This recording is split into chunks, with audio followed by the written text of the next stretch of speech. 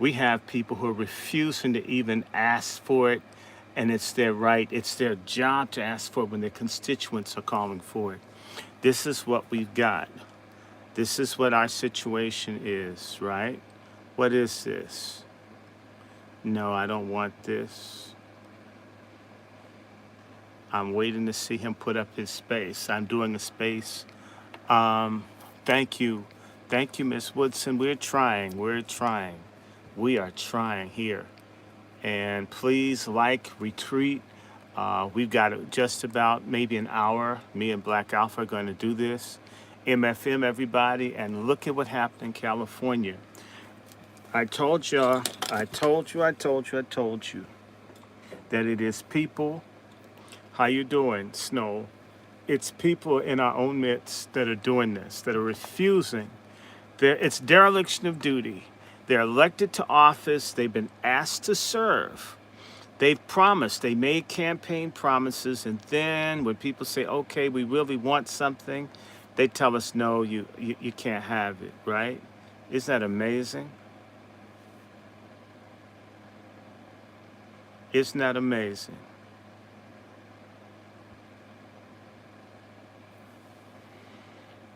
Hey, how you doing, Erica Zawinski? So Regina, Mark Anthony, El Negro Hotep, thank you for holding the fort down. White to you, brother Quentin, Sister Snow, everybody.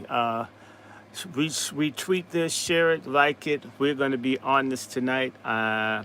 First show with Black Alfred. Uh, Sorry, if the sound isn't good enough, this is what I got. If you hear the fan on, well, it's hot. Work with it, it's free. The people with the most complaints neither like, share, tweet, nor donate. It is a fascinating observation.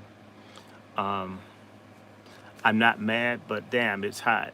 It got hot, and I'll tell anybody, as a cancer person, I feel great, and so I'm glad I can do anything. Uh, People would expect me to be flat on my back. I'm not trying to be like that. Here we go. All right, I got brother Cole. About what's going on in California. Right now, what we see going on out there in California is what we already knew. We already knew that the Democrats were not serious about tangibles for us. We knew that the Democrats was lying, and now it's being exposed and it's on Front Street. And that's a good goddamn thing. Why is that a good thing, family? I'm going to tell you why. Because they're going to come up with every goddamn lie they can find. They're going to make every goddamn excuse. But we're going to continue to show them what the receipts are. Let's make this clear. The Democrats are no friends of us. The Republicans are no friends of us. And the foundational Black Americans want to get something, we got to get it the old-fashioned way, by goddamn selves. So they're trying to hustle our brothers and sisters out there. Kamala Harris is running around here acting like she's from Alabama with a fake-ass black accent. It's the same game plan. Get Black Americans to vote for nothing. And once foundational Black Americans vote for nothing, these folks elevate every single other community ahead of us. That is what we're going to go ahead and stop. That's what we're not going to allow. And that's why this generation is going to move in a different area of time. We're getting real close to the election, and I'm asking everybody, what's the tangible that has been placed on the table for us? Somebody let me know. I'm trying to still figure out, what have they done for foundational Black Americans? I still ain't seen nothing. I still ain't seen a goddamn thing. You know what I'm saying? So we're going to get to the bottom of it. Brother Sage, I don't know if I got you on here, family. Can you hear me? Black first, brother. You got me good? Yes, indeed, family. I got you real well. Family, let everybody know how you feel, family, about what's going on out there in California. Me and you had a good discussion earlier about barrier to entry and how they've came up with everything in the book to try to stop us from elevating ourselves. And right now, we in the 11th hour of this political election and the way they're trying to play us, family. Go ahead. I want to hear what's going on out there in the East Coast, because I know you was doing some serious work today about what's going on out there. Can you let the family know what's happening before we get Dr. Short up in here? Oh man, that's a whole another space in itself. Definitely want to break that down about today and this whole quote unquote Caribbean Day parade. Yes, I was present for that. But we'll get on that. And well, let me just say this. I didn't see a lot of Pan Africanism out there. You know who your enemy is. You know, we have a lot of false friends, but I like a lot of true enemies. So the fact that the Congressional Black Caucus of, California did not even bring this bill to the table lets us know that they're not for us. So anyone that's like caping for the Democrats and or Republicans, you get to see the good thing about when bills are brought to the table, whether they're voted on or not, you get to see, people have to choose their sides. And that's exactly what we want and what we need out here. We don't need, false friends. We need people to stand on what they believe in and to choose which side that they're going to be on. So I think that this is something good. There's a lot of lessons that can be learned from this. But again, there's a lot of scared niggas out here, whether they be old or young. There's a lot of scared people out here, and they need to, be pointed out, and they need to be, they need to have the spotlight on them. So I'm glad that people are seeing exactly what these elected officials are not doing for them. In one video, I seen one of the old dudes out there, taunting voters. Yep. Y'all remember that. When y'all get to these polls in November, or whenever, you guys have special elections, whatever the case is, y'all remember that. Y'all remember the dude, taunting you as he's walking into the room, because if they're not doing your bidding, then what the hell are they doing in that office? Who are they working for if they're not working for you? And why are you giving your vote to people that are not working for you? So that's what I think is good about this, because a lot of people are seeing what we called years ago about not only the Republicans are not on our side, but neither are the Democrats. This is why I don't advocate voting for Republicans just in spite the Democrats, because the Republicans could have done certain things that they chose not to do it. And the Democrats damn sure could have did certain things and they chose not to do it. So again, when we talk about who our friends and who our allies are, you have to look at the whole picture. And with that, for right now, I'm going to land, brother. Brother, you made a good point. Politics simply in America is this.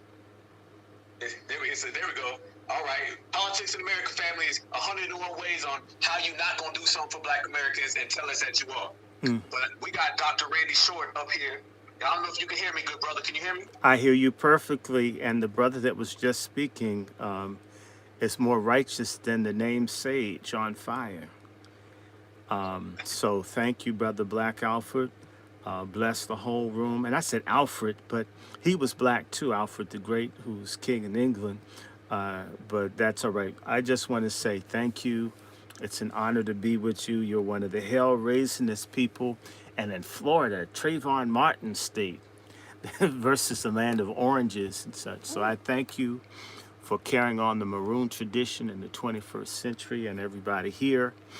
And I guess we're just going to do this for an hour, but I want to say to people, all of those that are listening on my various channels, I've got 4 of them running, that some of us have been telling you that the reason that we aren't moving forward as a collective is deliberate, and it isn't just white people. It's the collusion of traitor Black people.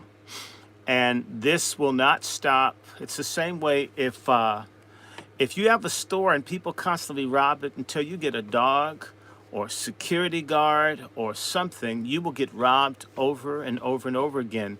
People don't rob banks openly, not because it's wrong, but because it's a consequence. We have not said that you will pay if you betray us, if you lie to us. Pardon my language, we will screw you. We'll go after you. We will hurt you.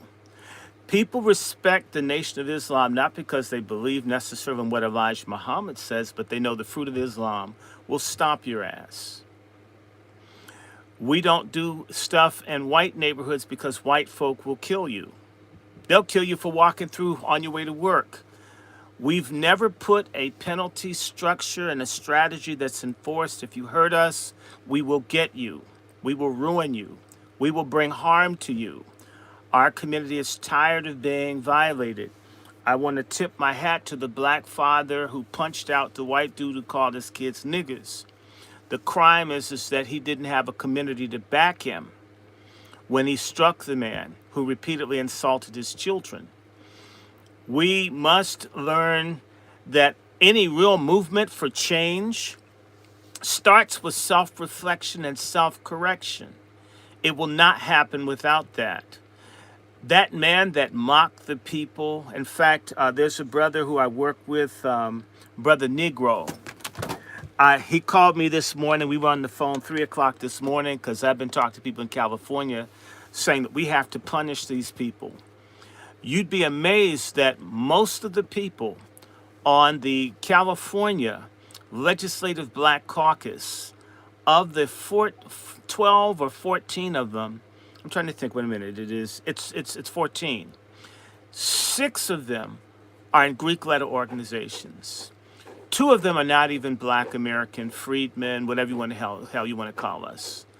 2 of them identify as gay first. And then 4 of them are affiliated under the auspices of a Zionist anti-Black organization that spies on us called the ACLU. So you literally have 4 people in the the California Legislative Black Caucus that are an organization that spies and takes actions against Black people. Think about it. The Honorable Minister Louis Farrakhan was suing the ACLU for their harassment. And there are 4 people in the ACLU that are on the California Legislative Black Caucus. Just put that in your head. Who pays you is who you're for. One of the people, I'm forgetting her name, I think her last name, her name is Holden. Lisa Holden, I think her name is. She is a Barbadian who's on the committee that was the drafting committee. How do you get someone from another country who's with the ACLU? My God, I mean, we have to stop this. It can be stopped. You got a cell phone. You got internet access. We could at least flood, crash phones, computers.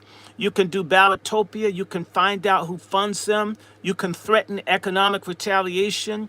Look at what the white people did with Bud Light last year.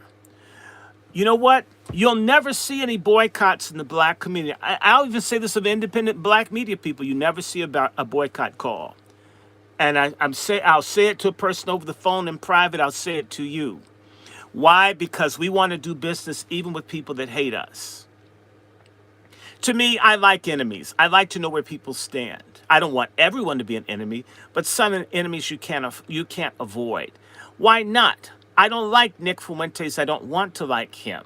Period. Forever. We've been lied to and miseducated as a people that everybody's friends and everybody gets along. In particular, one of the most mistaught things, unfortunately, again, I have to point to the institution I criticize the most, is the Negro church, where you're teaching everybody's loving, and yet David's out killing people, Samson's out killing people, Jesus is kicking ass in the synagogue, right? Right? Come on. What's his name? Gideon's killing people. Moses killed some people. Almost every hero and important, the Apostle Paul was killing people. Almost everybody that's held up to you in the Bible that you should look up to, Abraham was out killing people. Fought people and kicked people in the ass when they messed with their people. They may have changed later in life like the Apostle Paul, but at some point there was a group that they felt a part of a collective. If someone messed with them, it was on.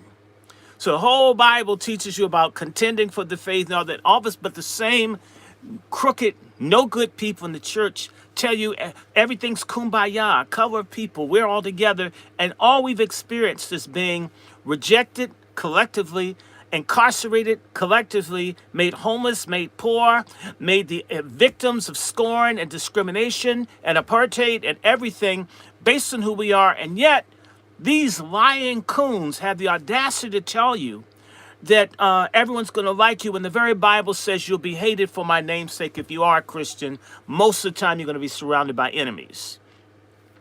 Every other group of people that's making advance in this country, Jews and everyone else, sees everybody else that's not in their group as an enemy. We're the only people that hate one another and see everybody else as a friend. That's how you get here. We have a philosophy of xenophilia, and yet we're fratrophobic. We hate our own brothers, and we love our enemies. That's how you get them getting the Freedmen's Bank proceed. That's how that Negro could disrespect people there and not be afraid. That man's car should have been spray painted. There should have been toilet paper thrown all over his house. His wife should be in tears. People should be at his church telling his pastor, we'll never come to this church again. In fact, we're going to release all the pictures of you messing with kids because that nigga disrespected us in the state house. That is why people are on code in other communities, because when you're off code, you get your behind stomped. So I have a sister on assignment. She knows you, and I gave her a strategy. We need to be demanding, first and foremost, that Kamala Harris and all of them apologize to us for saying that they don't support reparations. We want to see that drunken slut make a call to Newsom that they need to sign it. They need to have a special session of the California legislature just because, damn it, we want it so. That's what other people do. But the people who want to lay up in bed with other people that hate us, that want to live next door, want their kids to intermarry with these people, are not going to stand up to their enemies. They're too busy trying to tongue kiss them and have oral copulation and make pornos with them. That's what they want. They could care less if we live or die. The same thing that those people did in the California Legislative Black Caucus is the same thing that the little crooked African chiefs did that sold the African ancestors of our asses over here. We've got to end the slave trade in our culture, and it starts by punishing people. The African trade or commerce in African people ended largely, and this is disgusting, but it's true. I got a $40 book in my basket, y'all. When y'all see me out here begging, half the time you see how these books stacked up. You need stuff to prove your point because people don't listen. They don't believe you even when you do have a PhD. They had to blow up and sink ships and shoot and kill people to stop the slave trade. And unfortunately, it was the Europeans that ended the slave trade because they needed African non-slave but unpaid workers in Africa. We have not lifted a pistol, a brick, a bottle, an egg. We haven't even farted against the people who betray us from within our community. And what's happening right now, it's very interesting that this happened in August. 40 years ago, something very similar happened in August in Atlanta, where the old school silent generation sellout boomers, among them Andrew Young, all sided with the Democrats against the insurgent grassroots movement that got behind Jesse Jackass in his first Democratic Party presidential nomination run. And folk were fighting and cussing, and in 40 years, not since then, have black grassroots said, you motherfuckers, we're going to break your ass. They were talking then. We must hurt these people until somebody gets some hate calls, some hate mail, till people show up in the church of that no good Anus Brown, the pastor, so-called pastor of a Hindu named Kamala Harris, who's trying to become a Jew and they don't even want her. People need to be in that nigga's church and turn their backs on him and curse him in his church. We have to make people hurt. People need to understand the Montgomery bus boycott wasn't nonviolent. Y'all have been lied to. You didn't get on the bus because they beat your ass if you got on the bus. You really think black folks, with all of our diversity of opinions, we're not a monolith, we're not a monolith. Do you really think for their own betterment that someone could ask them to stay off the buses and they just did it because it was the right thing to do? As lawless as we are? No. You knew not to get your ass on the bus. And a generation before, a decade before, in the 1940s, you didn't get on the omnibus co in New York because they would beat your ass if you got on the bus. How dare you get on the bus when they won't hire black people to drive them? And the decade before, don't buy where you can't work. How dare you shop in a store where they insult us and disrespect us? It was always force, because a lot of black people, the reason that black folks kiss white people's ass is the fear of white force. There is no fear of the force of black freedom fighters. We must establish fear in the hearts of traitors in our community. Do you really think that the black doctors just voluntarily helped the Black Panthers with their sickle cell project? Do you know that they had to threaten those doctors? Black doctors with time and energy just couldn't care a damn about the health of black people till the Panthers came with guns and said, you know what? We're going to stomp the crap out of you if you don't provide some services. Do you really? I mean, a lot of this, I'm sorry. I can tell you as a person that's gone around and begged people to do things in the black community, could you please do this? And the answer was no. But if I had taken some people with some sticks and said, we're going to kick your black, all of a sudden the program would open up. Proof of that, I can tell you, 2001. I was I was taking care of refugees from Sudan. They all lost their jobs. They were hungry. I couldn't feed them anymore. I called a church and said, hey, y'all got anything? Powdered eggs, powdered milk, canned milk, anything? I've done everything I could to feed these people, and I don't have it. And it was a no good black woman minister, Episcopalian, who told me we don't feed people or we don't help people anymore. Why would you think we'd help people in need? This is what this little whore-ass preacher said to me. I said, my God, excuse me, Reverend asshole. I went to divinity school too, and a better one than you did. And the Bible says that you have to take care of poor people. I says, you know what? Not only is your church dying, you're a wicked woman minister. And you know what? I'm so angry. I'm going to bring all my friends to your church. I'm going to stare you in your damn pulpit, and I want to see you tell me to my face that you can't help me feed these people that are hungry. And we marched our asses down to church. We got about $600 worth of grocery money. She was afraid. I said I'd look at her. I didn't say put my hands. We won't even do small things. Everybody listening to this should get the names of the head of the Black Greek letter organizations because they're Kappa Alpha Psi, they're Deltas, there are Alpha Phi Alphas, and they're AKAs on that California Legislative Black Caucus. If you know where your local Boule or Greek letter headquarters is, y'all need to throw up pickets. We need to tell everybody you're a traitor and some kind of deviant. If you're in an organization that is against black people getting the motherfucking money that we're owed because of the enslavement and the prolonged discrimination and abuse of our people, you shouldn't be friends to anyone in any of these organizations. How dare them strut around with their colors and their paddles and all their deviants. And they're in all the positions to do what is right for us, and they won't do it. And we get happy because they have little nasty parties. You can get drunk and have a bunch of nasty sex. This is why we're where we are. Those people do just like the crooks did in the cartoon Pinocchio. Misguide the people and turn them into slave asses. This is where we are. These same people in these Greek letter organizations, the Masons and the others, literally let the white people know that Martin Luther King and Malcolm X could be assassinated. They said nothing when Whitney Young was assassinated.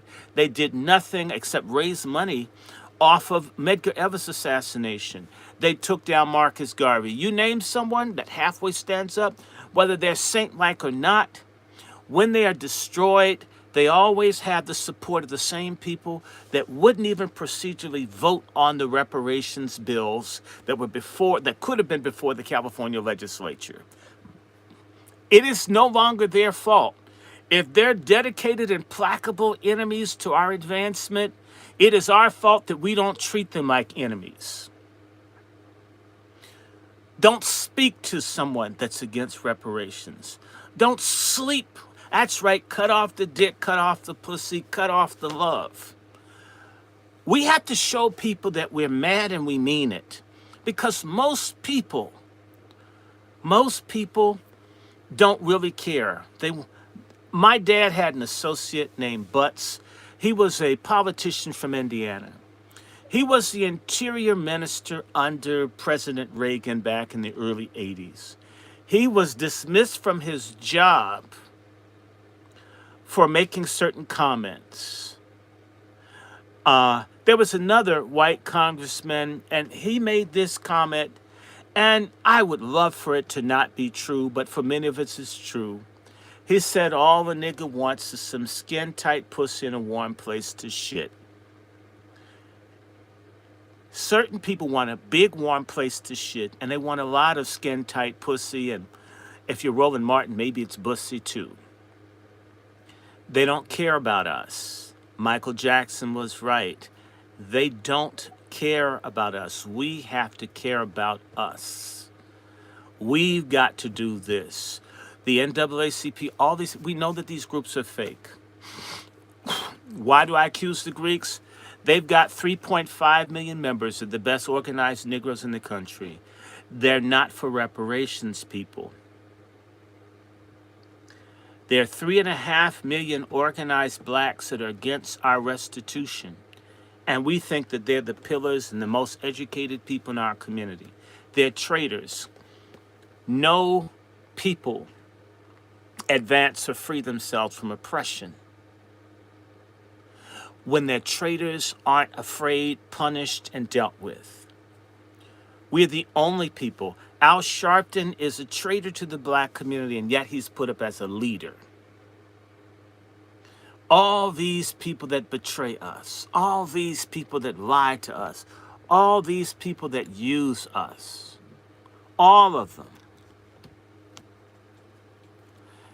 We've got to stop it. And there are things that you can do. We used to do it. We stopped. We're now in our 4th decade of the Boule reasserting control over the black community. The old Boule used to produce people who fought, at least on some level, against injustice, even if it was for just a few black people. The new Boule only care about their awards events, their orgies, their parties, their white contacts, their interracial stuff. They do not care about us. They are enemies. They are enemies. I repeat, they are enemies. They act like enemies. That guy who mocked them in the California Legislative Black Caucus, he let you know he didn't care. What would those handful of people there do? We've let people know, we've trained them, we taught them. Make it, even if you stab every other black in the back and cut their throat, if you betray black people, they won't do anything. In fact, they're jealous and they're hoping that maybe you'll invite them to one of their parties or go let them come and do a friend's day at the gym with you. We've said that we, in reality, wish we could do the same thing to the rest of us instead of saying, when you screw us, you're done. There's a term I use all the time. It's called black self-hatred. Blacks that hate other blacks, like the mayor of D.C., like the mayor of Atlanta with Cop City, like the mayor of Chicago. We're like that, Uncle Fester-looking mayor of Los Angeles. Over and over again, we see these people who hurt us, who hate us, who betray us, and yet we do nothing. Okay, we have people on TV. If enough of us complain, in fact, we could do that. We could get Roland Martin's ass off of YouTube. Why do we have to look at his ugly, great pumpkin jack-o'-lantern looking ass? His deviant self with that man-ass crack up on his channel. He doesn't know where it came from. Probably don't know where your next checkup results are going to come from either. That thing that happened in California was planned. People need to understand. They waited until the last day. Why didn't they do it the first day? They did that on purpose. They knew that black people would wait until the last day. The same way, man, just give Obama the second term, he's going to get us. Those bastards should have put us first on the agenda. They had the numbers. They refused to do it. I want to tell you something. You think black studies at black universities happened because they wanted people to know who the hell they were? My father was chaplain at Howard University, Pentecostal chaplain for 40 plus years. Do you know that at Howard University, those Boule niggas wouldn't even let you perform jazz, blues, or gospel on the campus of Howard? It wasn't allowed. Do you know the students had to literally fist fight the cops and go to jail to literally be the black people that they were at Howard? And this is true at other black schools. Because the traitor elite black folks wanted the simulation. We've got two courses as a people. A simulation, which means you become something else. A simulation for us is like me becoming a trans woman, when in reality I can never not be a man. I will always be XY in terms of my DNA. If I hack 10 dicks off, that would be 10 dickless people with XY chromosomes. We can do everything we can to try to be white. It will never work. Why not make black work for us? I'm only going to say the tether issue. When you have Caribbean Day, black Americans are not invited to be marshals or anything because it's their day. And that's right, it's their day. We're the only people who treat our intimate family business as if it's a collective pussy at a gangbang. That everybody's in the middle of our stuff, that everybody's welcome. We're treated just the opposite of how we treat everybody else. Yet we're jealous and cold and violent and cruel towards one another, backstab and freeze one another out, and yet we welcome everybody else in. Some foreigner comes into our neighborhood to set up business, to exploit us. We rush to his store. A black person has a store, no matter how nice, won't walk in there. You'll wait to see him fail before you'll give him a chance. All these other people know that we don't like ourselves. All the other people know that we're not really down for a fight. All the other people know that a black kid will pull out a gun at a party and shoot his own family for practically nothing, and yet a killer white cop can go around and shoot people like Miss Massey, and that person will live to be 900 years old because we won't touch him. That sends a message. These people are useless. These people are fuckable. These people are robbable. These people are abusable. Even their best educated people won't do anything for them. Why should we? Why do you think that white Republican in California said, let's have a vote? It wasn't because the Republicans want us to have reparations. He wanted to humiliate the black Democrats and get them to vote against the bill and destroy their careers. That's why they also didn't want to vote for people to find out what they really were. This California disaster is a blessing. It is a blessing because people like me who are coon busters telling you, I see it. I watch it. You see people. Look, when I was in the hospital just a few weeks ago, a little black doctor, neurologist, was talking to me like I was a wino. Had he even read my charts, it would have come off that I'm a reasonably healthy person. Your health often says something about what class you come from. And I had to embarrass this coon ass. He's probably Caribbean, too. He kept talking to me like I was dumb. And I said to him, sir, it's true I don't know the lexicon of a physician. But I am explaining to you the symptoms and the circumstances of my health as best I can as a layperson. How many people use the word lexicon in a common conversation? He should have known, hell, I at least have a good vocabulary for a homeless person. And he continued to do dumb shit. And I had to say to him, I need to change the conversation in this room, sir. Says, you know, which hospital did you start off in? And it's someplace in New England. Says, you know, I started off at McLean Hospital, which is Harvard's mental health hospital.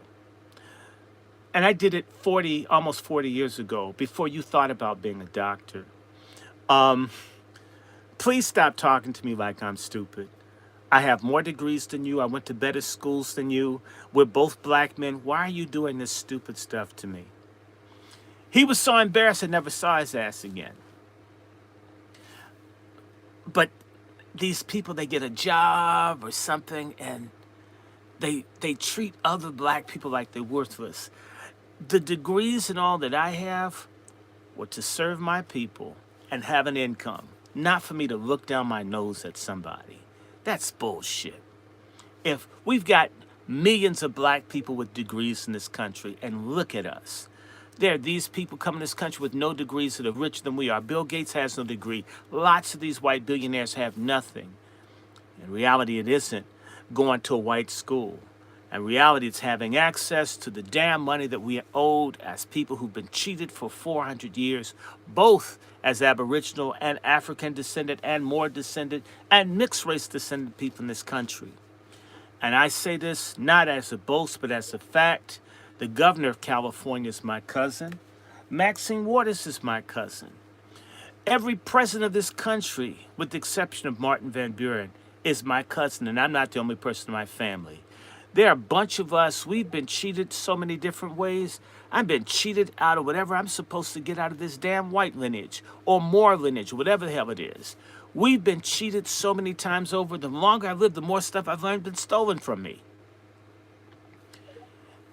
Not going to college, not having a degree, not having my ass on the shoulder, not being in Jack and Jill, not being Greek, not being Mason, not screwing laid up with ugly white women, not being LGBTQ, but because God made us, we who are Hebrew, freedmen, whatever the hell we are as a combination, we've been robbed so many times until a damn computer would explode trying to tabulate what we're owed. And damn it, we should be doing everything we can to get it. And part of getting it is punishing the people within our ranks that say we can't. I don't countenance a conversation with a black person that's anti-reparations. I'll go off on them right then and there. We have to do the same way you talk about Trump and people start yelling and screaming, the same way y'all fought for these damn jabs that are killing everybody. You got mad if they didn't do it. We have to do the same thing about this damn reparations. And to hell with these damn relationships, when the biggest problems with niggas is everything is who you know and who you're connected to, instead of what's the principle. The principle is we need our damn money.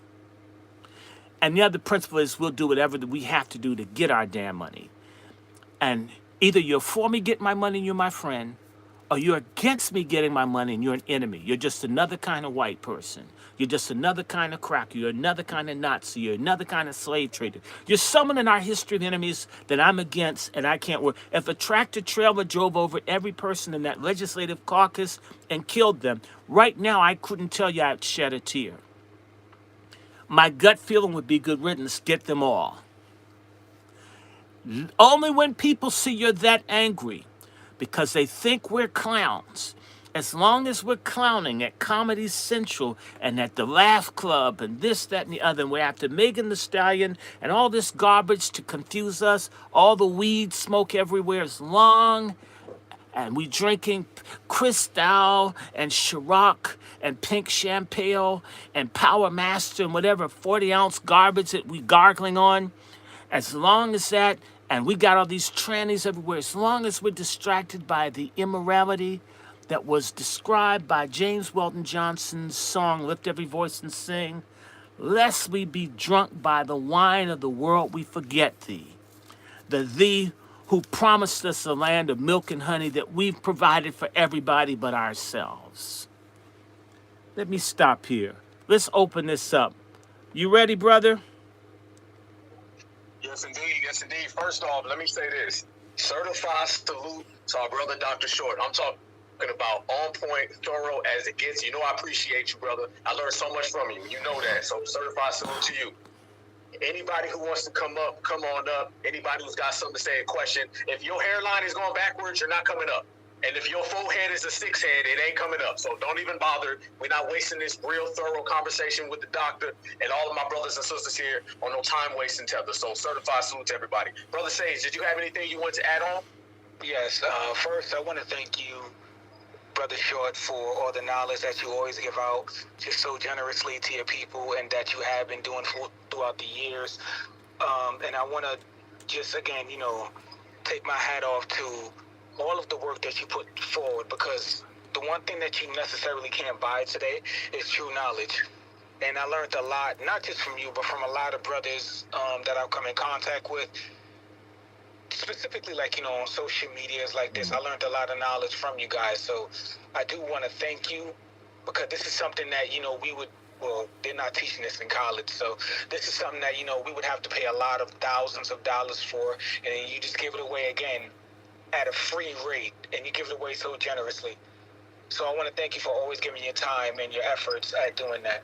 Well, thank you. And I want to say to the family, Yeah. No, go ahead, brother. No, thank you. But I always receive donations. You know, like the sister, I was talking to her and just giving her people to talk to, because we got to do something about this.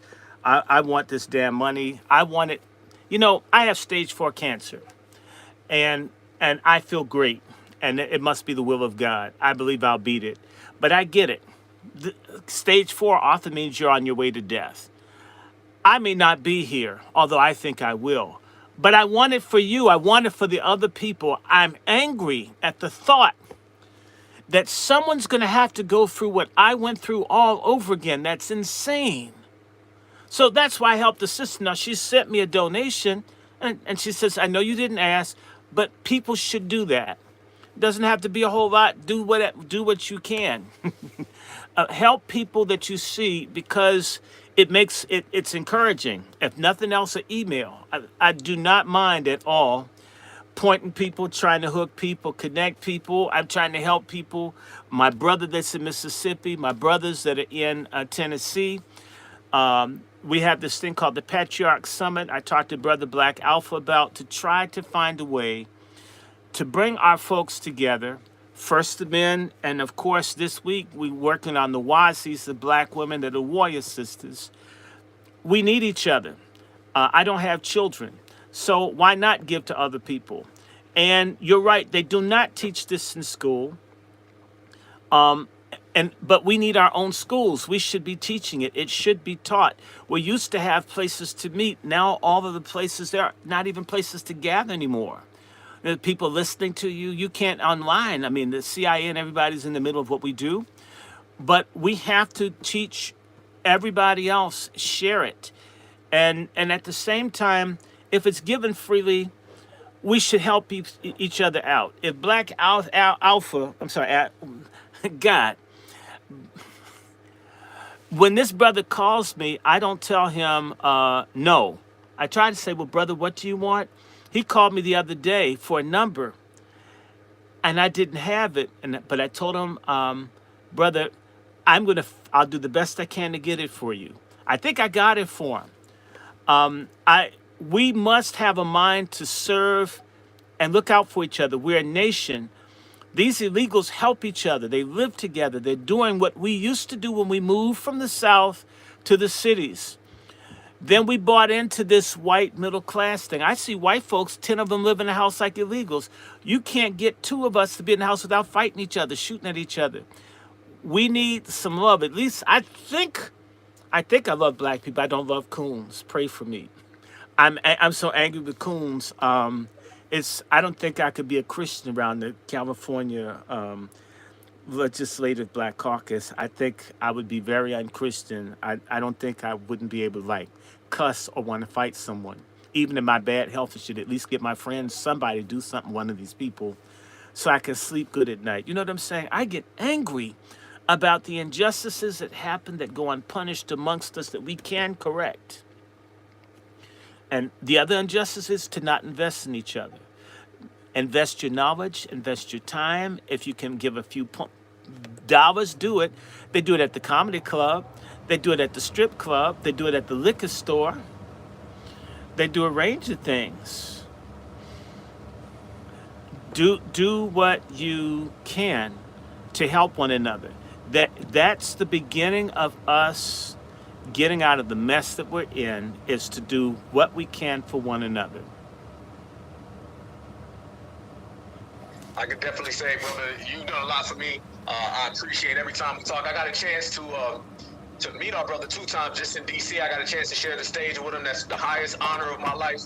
And when I say that this is one of the greatest minds ever in our lineage, our community. I mean that. And you guys make sure you look up in the Jumbotron, and you guys make sure you support our brother. I just posted it up there. You guys make sure you support our brother the same way people support their other communities and this, that, and the other thing. Make sure we put that same love into each other, because I know we will. Certified salute to you guys.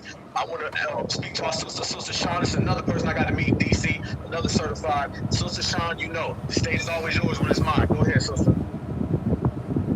Yes, thank you. Peace, power, reparations, and restitution. I just want to follow up with Dr. Short. I just kind of scanned, and I hope that he's on stages here. What I want everybody to know is that, you know, there was some kind of passion. But this man has survived a heart attack like 2 years ago, coming off another major and we are out here, and we're out here for a reason. You may not know what our delivery is, and you may not like our delivery, but we're actually out here for what we got. And when it comes to him, I see that he's zeroing in on the current elections, which is important. We've got to prioritize them. But this man is deeply globally, internationally. He's been on international stages and recognized on a global scale. You may not understand that piece of it because we're just kind of dealing with Kamala and Trump.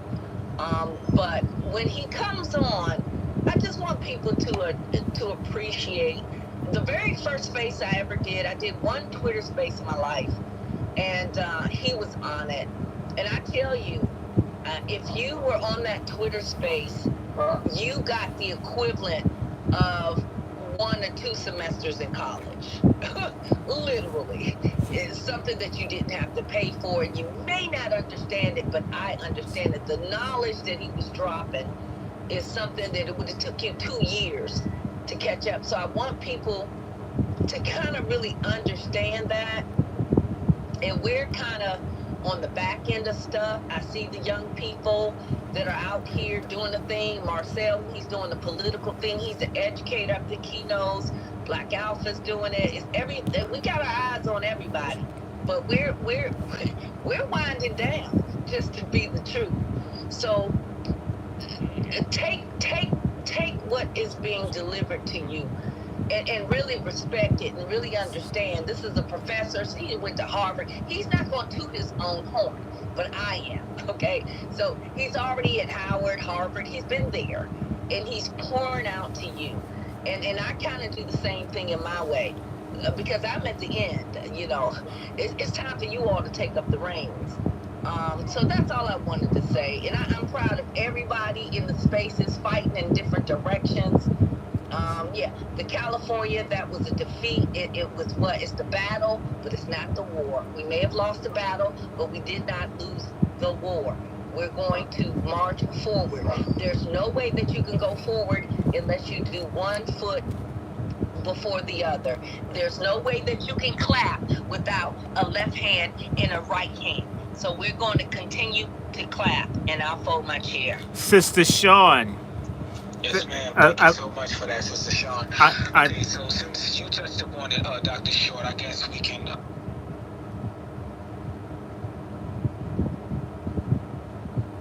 What?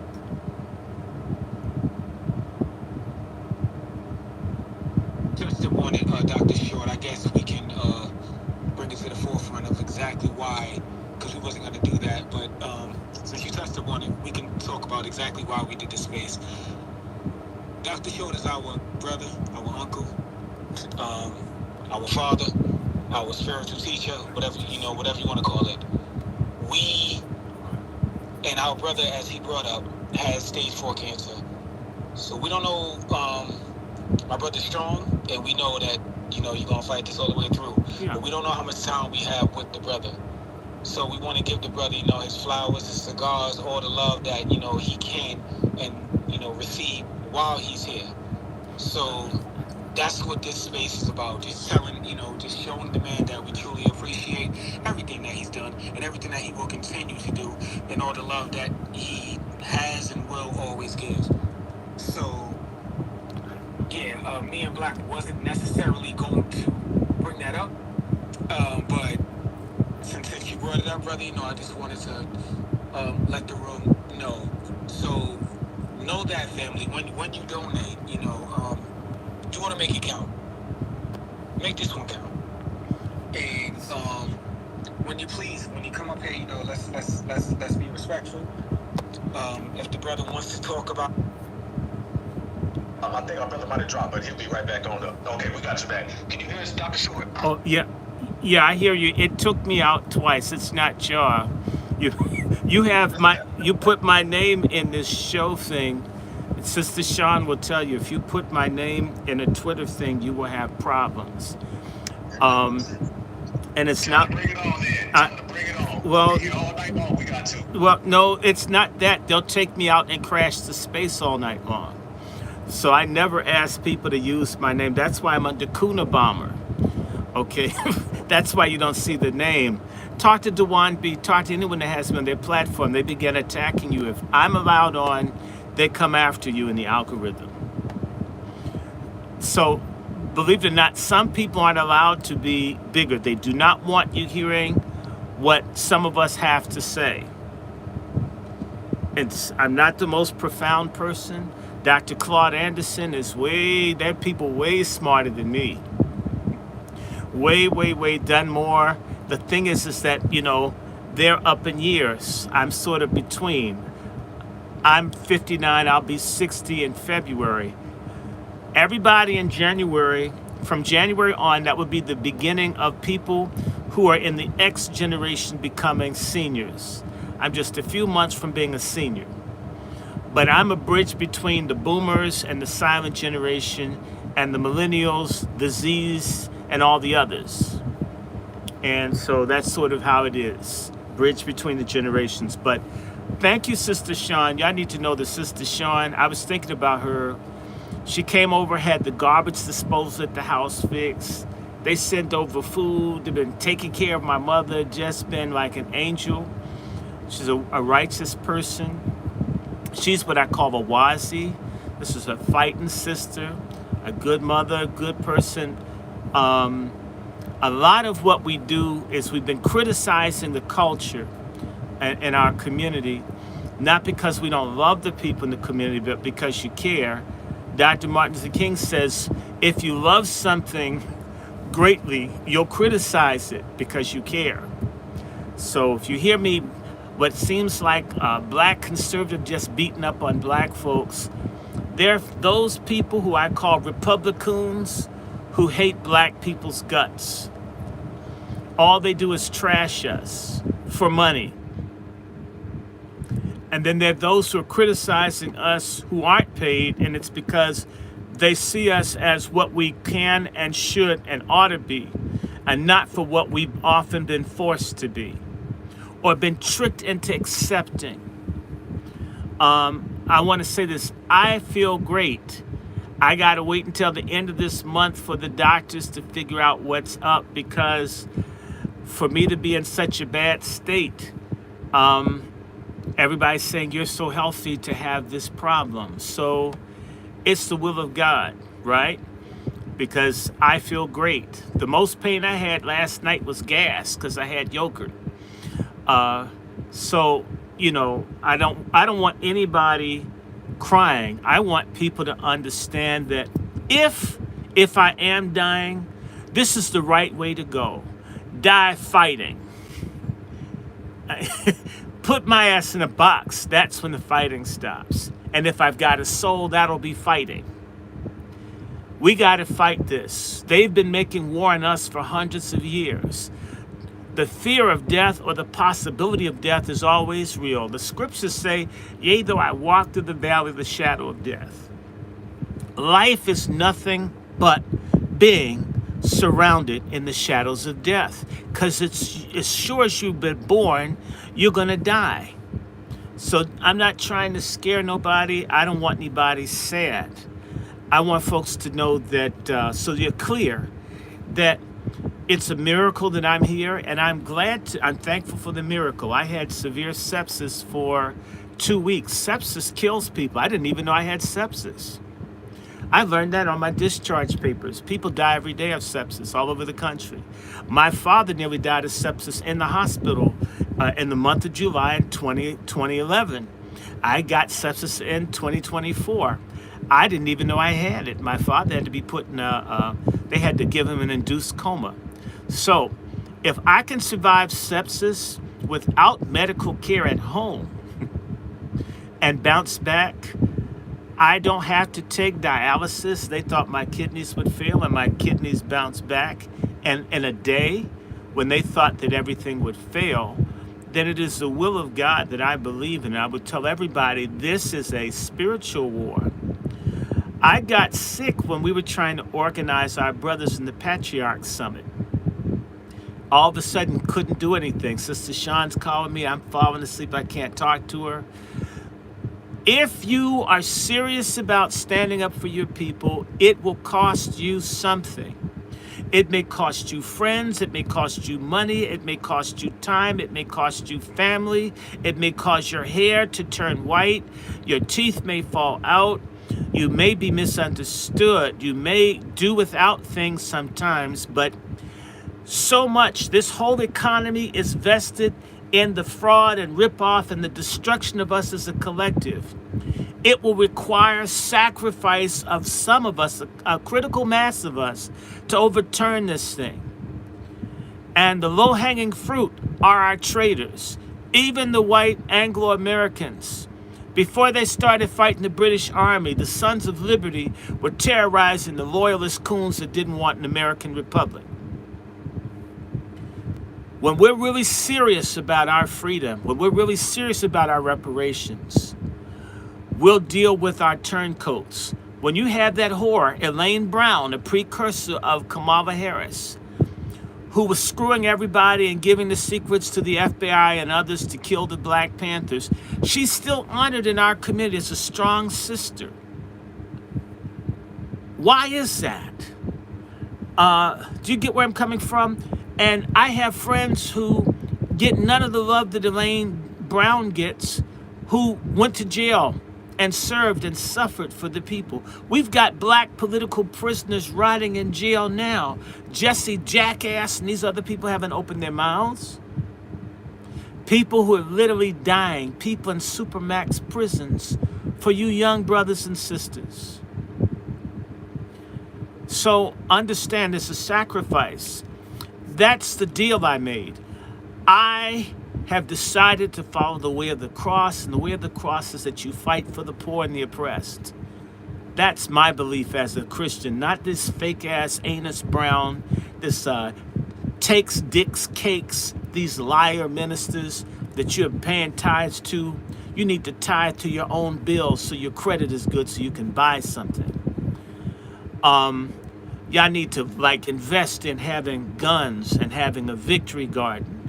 Do everything you can for yourself, but you will have to give up something. I know a lot of friends, they have no children. Their whole thing was their movement or jobs you don't get.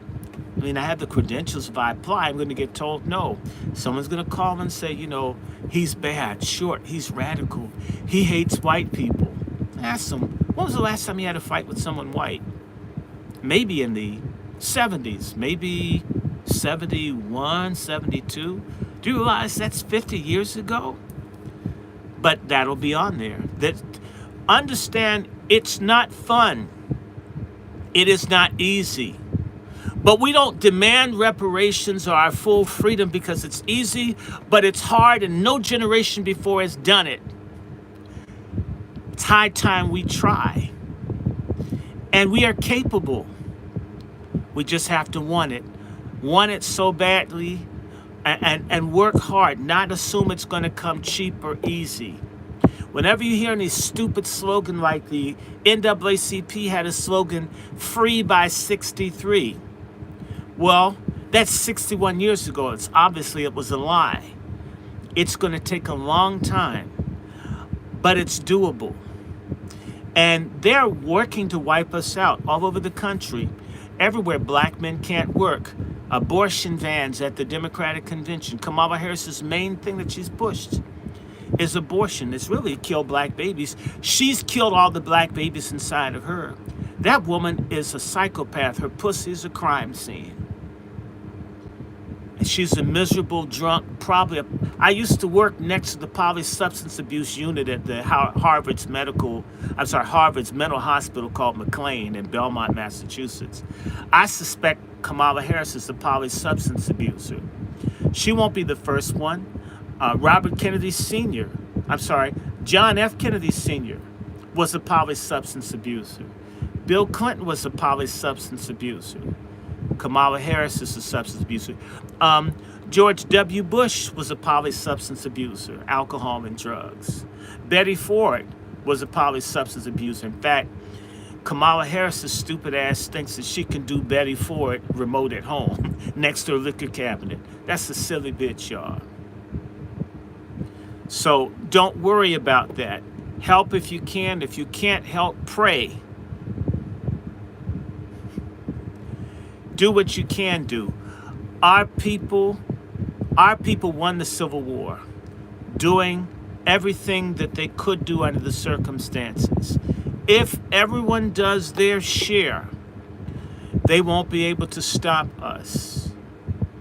The thing is, part of the treason in our community is they're free riders. That's the real crime of the tethers, is that they're free riders. They haven't paid into this black FBA freedmen. More, they haven't paid into this. They got on the bus through the back door and are riding like they paid full fare. That's obnoxious. Come on, y'all. Bring some questions. But I want to say this. How many of y'all have heard about Roland Martin's man cave nude picture that he had? I heard about it. Tell us how it went down. Tell us how you feel about it. I think everybody wants to know your take on it. Well, I call him Jelly Roll Morton. I'm not saying that Roland Martin is gay, but that's what he impresses me as. I've always felt that he's a big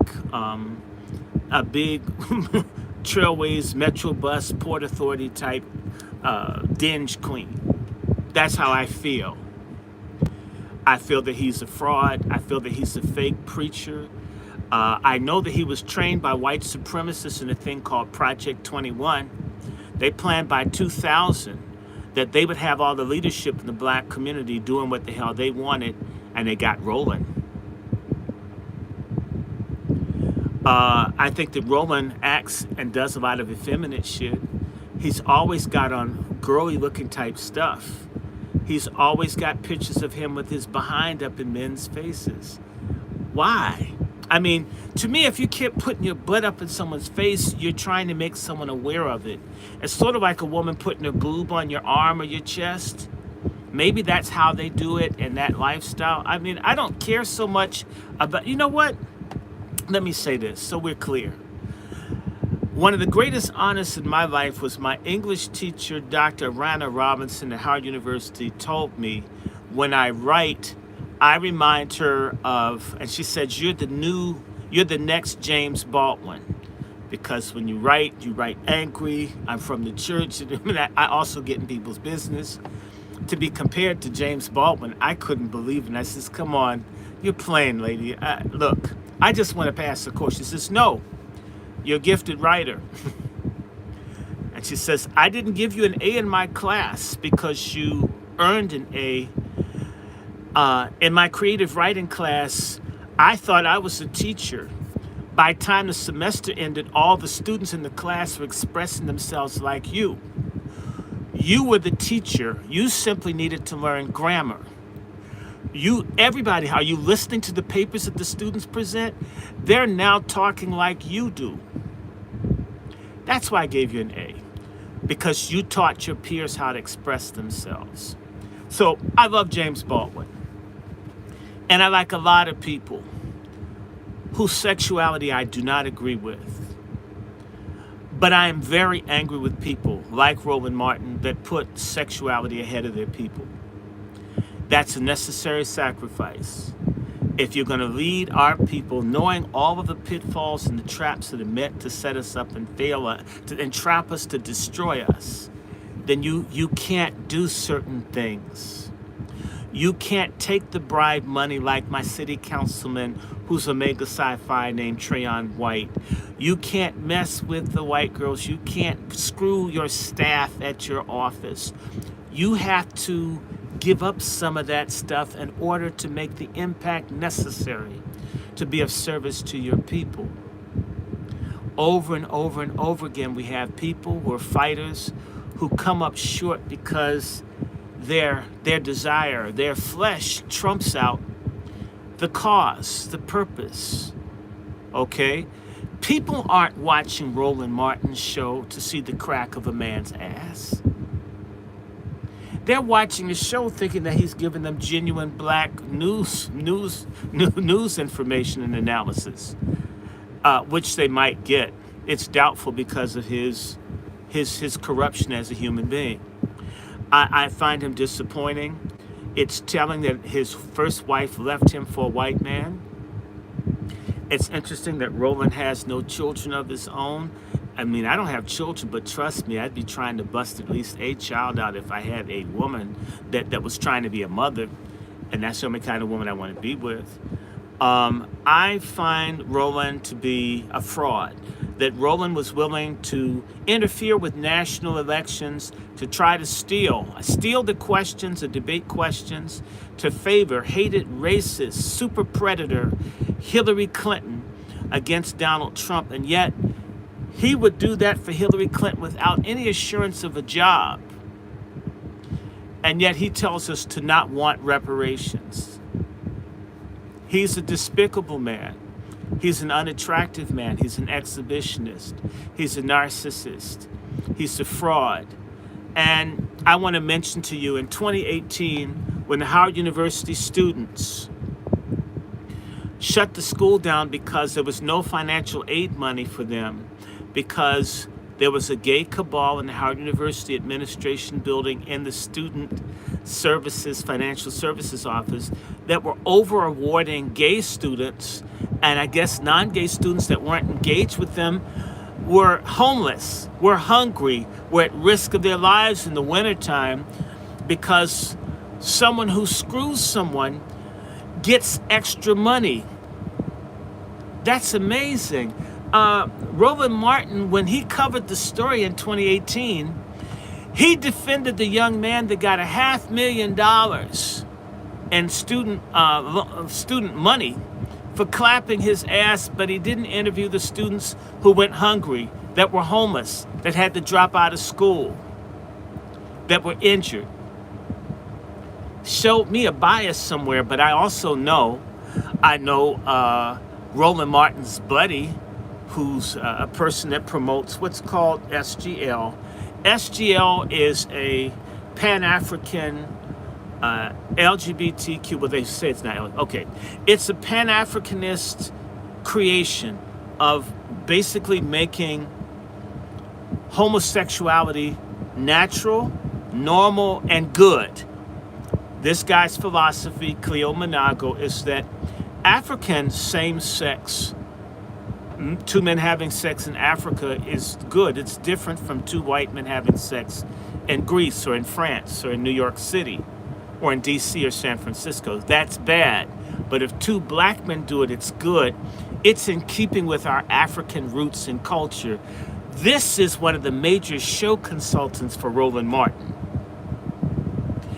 This is not what I think. This is what I know. This is why you will never hear Roland Martin talk about human trafficking on his show. You will not hear him talk about pedophilia on his show. You will not hear them talk about them sexualizing children on his show, because he's either a supporter of or tolerant of or a participant in that greater tangle, LGBTQIAP, and so the alphabets go. Either he participates or embraces it as SGL. Well, in Africa, homosexuality was different. It was good in Africa. It's only bad in America because of European influence. That means if you get your asshole garroted in Congo by a soldier attacking your village, it's good because it happened on the African continent. But man, if you even thought about that, the minute that you crossed the Sinai Canal, or the Suez Canal, that's bad. Do you get me? That's some whack shit if I ever heard it. And I'll say this. Do we need brotherhood in the black community? Yes. Do I like Tariq Nasheed? Yes. Is Tariq Nasheed the prettiest, hell-raisingest nigga in new black media? Yes. Do I need an ass clapped? No. Do I think that they're smart, they're funny, they're witty, they're cartoons? I think we should like one another as brothers, but there's a limit to it. You will never hear Roland Martin talk about the HIV epidemic all over America amongst blacks, and it's rising most rapidly among black women. Why not? If you gave a damn about same-sex attracted people, which, and if you did, you'd come out and be honest about it. You'd be real about where you're coming from. You'd be real that all of this Divine Nine stuff, it's become quite deviant. Roland Martin hasn't complained that they're trying to have trans women and trans men in Alpha Phi Alpha. Why hasn't he? Why didn't Roland Martin cover the recent vote in the AME Church, which narrowly defeated a move for same-sex marriage in the nation's oldest black church and institution in Columbus, Ohio, around the same time as the Democratic Party National Convention? It was something like 972 votes against same-sex marriage, and it was something like 822 for it, which means that the for is going. Maybe by 2026, our oldest black institution in the country will support LGBTQ and pedophilia. I thought it would happen this time, much to my surprise, but I'll tell you what the problem was. The $100 or $120 million stolen from the retirement fund of all the people that work for the AME Church was the main issue. And it's interesting. Maybe that's a harbinger of good, that money, cash, bills, things that matter more so than busting a nut or munching carpet, was the most important issue for the convention or the conference of the AME Church in Columbus, Ohio this year. Maybe we as a collective will put money, food, survival, shelter, self-defense, and reparations as a priority over some sex bullshit. Just maybe. Let me shut up. Come on, y'all talk. I'm tired of talking. Okay. Jay have luxury. You have anything for the doctor? It's on you.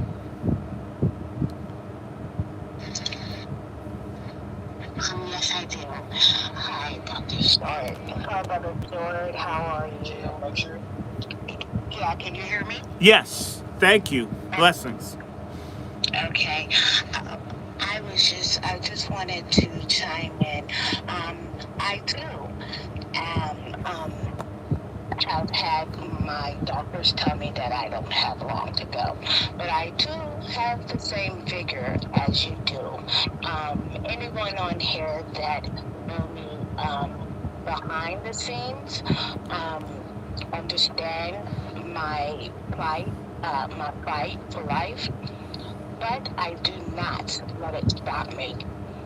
However, brother, I would love to get to talk to you because I have come across something that I think Dr. Sabi, as an ancestor, we going out to the people. And I have been taking this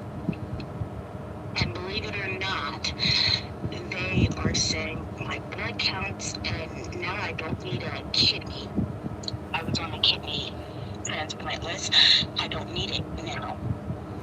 My liver seems to be doing a little better. I'm still waiting for my results as far as my cancer and my lupus. So, but I feel like I have the energy that I had when I was 25. So let me say this to you, Yes, because I didn't want to talk about health, but I will happily talk to you. You can email me, anybody that wants to, as long as it's serious. I don't mind serious people. I know you're serious. I'm 70. I'm I'm, 72. I'm speaking in general, not to you. I'm saying I want people to know when I give my email, if it's serious, I respond to people. If it's foolish, I'll basically ignore it and say, find someone else dumb to talk to. I'm a racist against ignorant people. I don't want to sit on the same bus or drink from the same fountain, breathe the same air. Intelligent people are always welcome if I can accommodate them. My email is very easy. It's DrRandyShort at gmail.com. It's DrRandyShort at gmail.com. I write people back. And I know some people that can tell you something about lupus. And I know, and I will plug you into people that I know. And in fact, that's one of the things I'll be talking to you, because I was trying to think when I talked to my sisters about the WASI Summit, bringing the black women together and getting black women to become the health warriors in our community. That this is doable. Now, I need to give a shout out to Mother Azima. I want to say this, a quick story. It's funny you mentioned Dr. Sebi. I'm one of the last people. I'm the last person that Dr. Sebi was going to teach. I got invited to go to Honduras with him, and everything I did to get the money to go just would not work, no matter what I did. I mean, every kind of money problem happened all at one time, and I could not make the trip. I'm supposed to go with a friend of mine whose parents are from South Africa, but they're real brothers and sisters. He and I were supposed to go, and a week or so into Dr. Sebi's trip, I told my friend we weren't meant to go there. Something bad's going to happen on the trip. And since I want to be wrong, because I really wanted to meet him. My great grandmother was a medicine woman, a Native American medicine woman, and the second week, and I started asking. We were supposed to get a call from Dr. Sebi's assistant, even if we didn't make it to Honduras, how we would get trained when they came back. By the third week, I told my friend Cali, we're never going to see them again. They're going to kill them. I know they are. It's something really, I said, I only told one person because people think I'm crazy or they think I'm jealous. No, I love these people that heal. And I kept saying, did you hear from them, Cali? Did you hear? I says, man, it's not good. We're not going to see them again. By maybe about a month after they left, like the week I said, but they've been killed. We would have been killed too if we went with them. It came out that Dr. Sebi supposedly just died down there. And so I whenever I hear Dr. Sebi's name, I think about, Lord, had I been with him, me and one of my best friends would have probably been killed. So when I say that, God keeps you here, I feel confident. Bad things can happen, but you're looking out. But people can always write, and you don't have to be a celebrity or superstar. I don't want to be famous. I like fortune. I don't like fame. And if I had a fortune, I don't want a Bentley.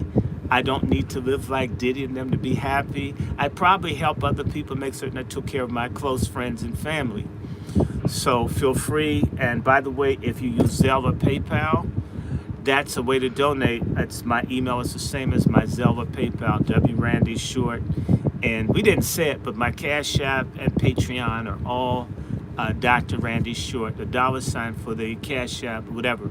But sister, please write me. I want to introduce you to Mother Zima, my big sister, who I want Brother Black Alpha to have. Azima, she used to help the astronauts prepare to go into space. and she's no, this is a black woman. She's the second group of hidden figures, black women, and so she's the one that advises me. I'm probably alive because she was the person telling me what to do since I've come out of the hospital and 2 years ago. And so the doctors can't believe how healthy I am. But I'm not doing anything but what she tells me. I pray and I call her, right? And so stand by your good black women. They are out there. Her name is Azima. Anybody that wants to know about Azima can always call me.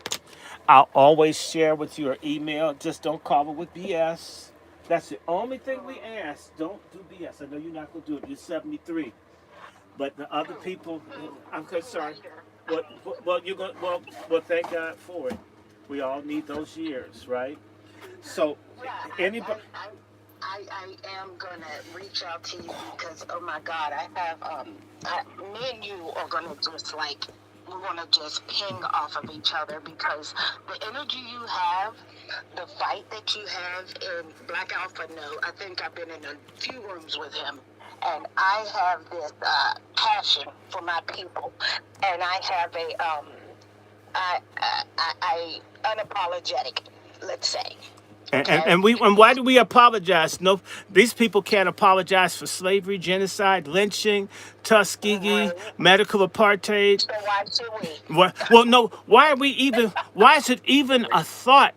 And that's part of being oppressed, that we tread lightly about who or what we are. When we're some of the great, we are the greatest people that have ever lived. In as much as we made the greatest country, we've just been robbed. So the thing is that we need to get, pardon my language, we need our MFM, which stands for motherfucking money. We need that, and that's it. So Let me. You want me to tell you? Let me tell you about this reparations, and I'm retired now, but I still have my clearance. Okay, I was a speak this up beside the door. And everybody knows what that is. And my father, after being raised under Malcolm X and everything, he told me, one of you, and I have 9 brothers and I'm the only girl, but one of you are going to go and infiltrate the system that's been infiltrating us. And so that's what I've been doing. I've been deporting these people. I've been deporting them. I have been shot by the government. I have been ran off the road. I have been everything. And each time I show them, I'm not scared of you. You don't scare me. Nothing scares me. You know, we were born to fight. And so I'm not afraid of anything, but yet I want everyone, if we all can have that same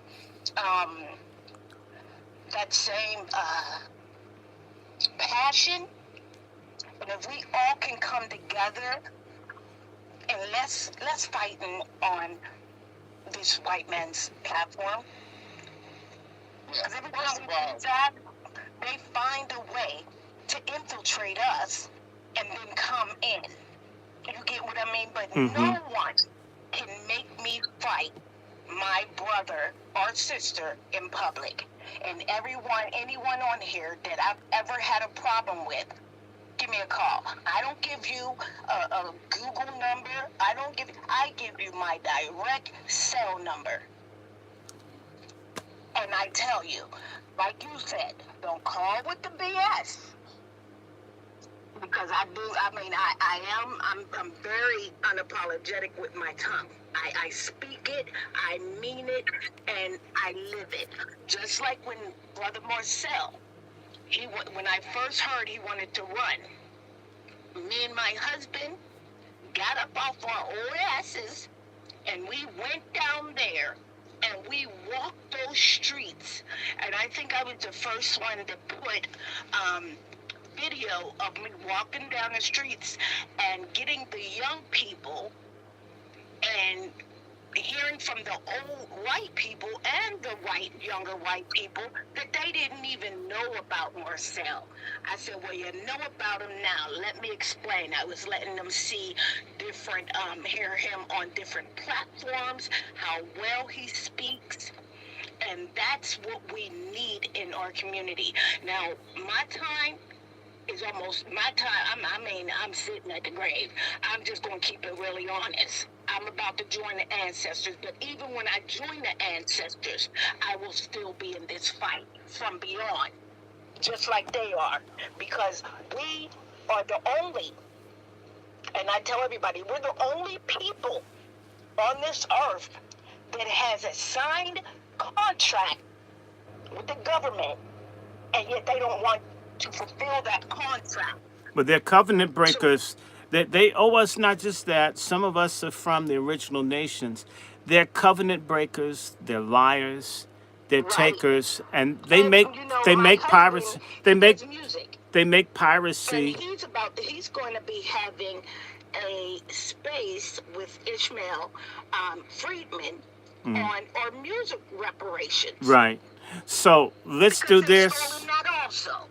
They've stolen Like, I want to everything. hit them from everywhere. They've You stolen. understand what I'm saying? Yes. But let me tell you, you guys, everybody, I need to tell my black family this, and I need for y'all to share this and spread it any and every way. Here in Pittsburgh, I wanted to see how it went. For the last year to 2 years, we have been under the Pittsburgh Purge. Now, if anybody have watched the movie The Purge, we have been under the Pittsburgh Purge. They have taken, it's 300,000 black people and only 700 police officers to deal with 300,000. And what happens is from 3 a.m. to 7 a.m., I don't care if you get shot and murdered, that body will not be touched. You got to leave a message. They don't even come. So we fought hard. I was part of them. We fought hard for less, for this over-policing. So the white people, they thought they were being slick, and they said, okay, we're going to do this. So they took them.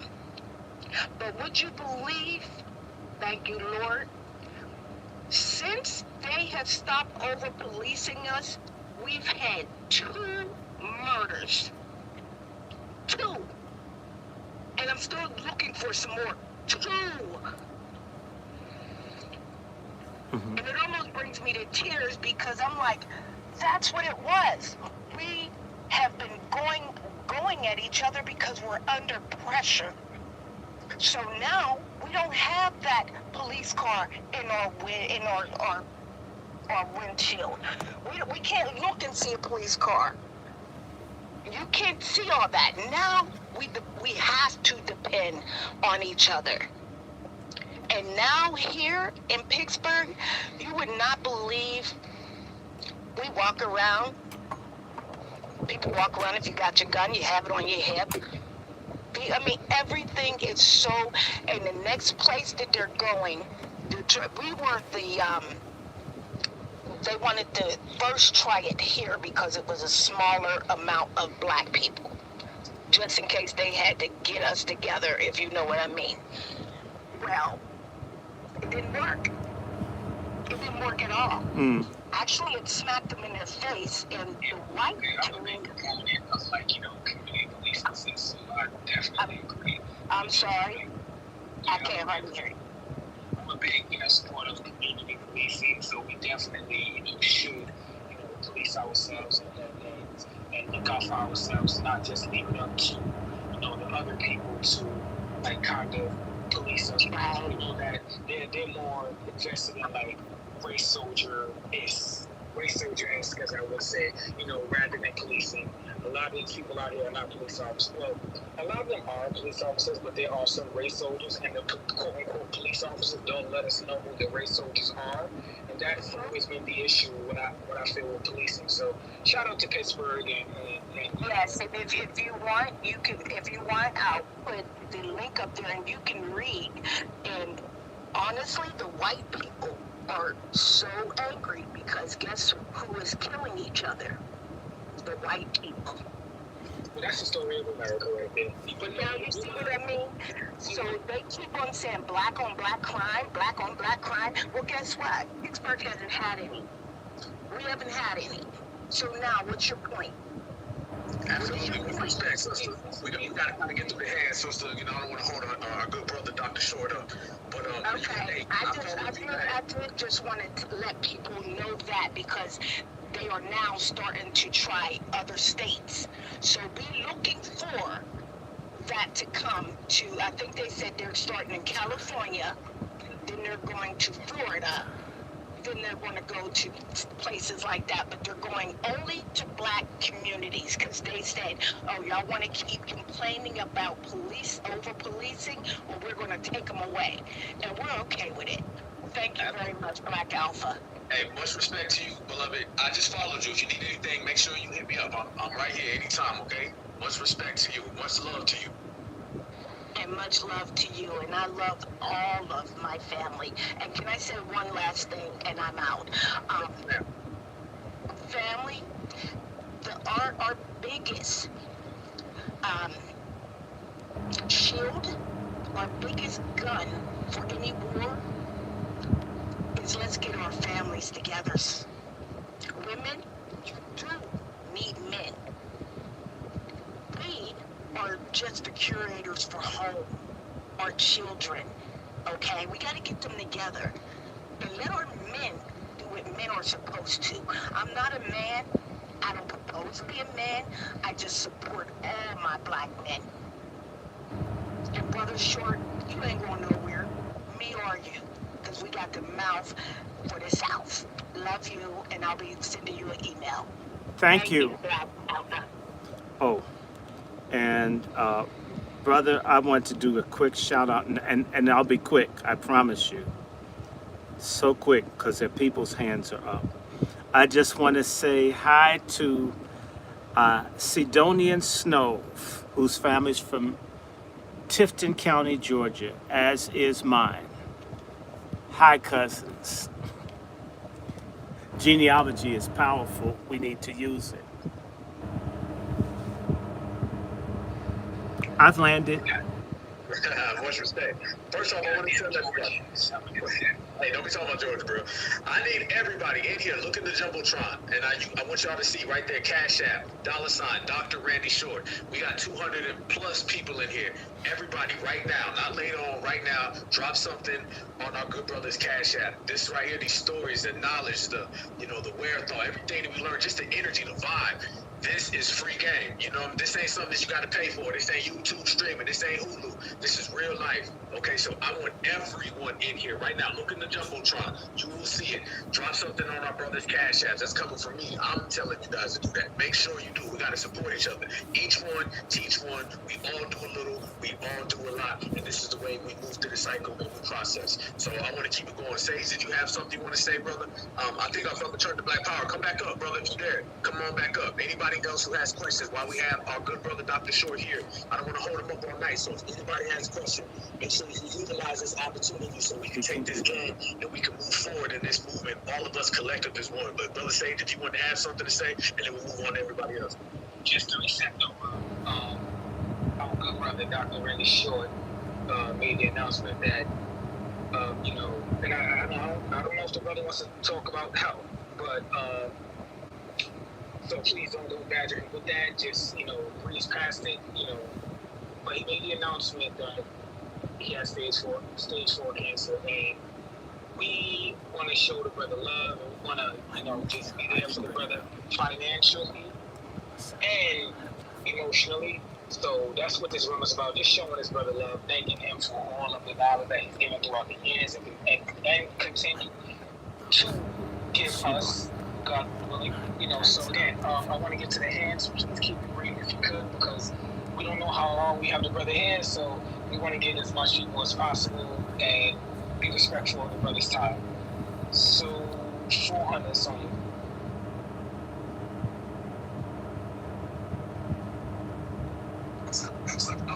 Hey, good afternoon, Tyler. I appreciate y'all letting me speak. Brother Black Alpha, Brother Sage, Sister Queen Alpha. Man, I follow y'all I try to support every which way I can. Dr. Short, I appreciate you. I just followed you. I appreciate all the family. I actually didn't hit the button, but I want to go ahead and follow up what Dr. Short said that, hey, let's keep building, let's keep sharing information. You know what I'm saying? Like, you know, I'm a truck driver, I'm a welder, I do this, I do that. I help with young brothers on the job, you know. I might not be at the capital, parts like Brother Black Album, but I try to support through Cash Out. So I appreciate y'all let me speak, and I'm gonna keep supporting y'all, and I'm gonna keep listening. Thank you. Thank you so much, brother. And never denigrate your support. However you decide to support, as long as it's support, it's good, brother. So shout out to you on what you do. Let's get to Alonzo Johnson. It's on you, brother. Hey, hello everybody.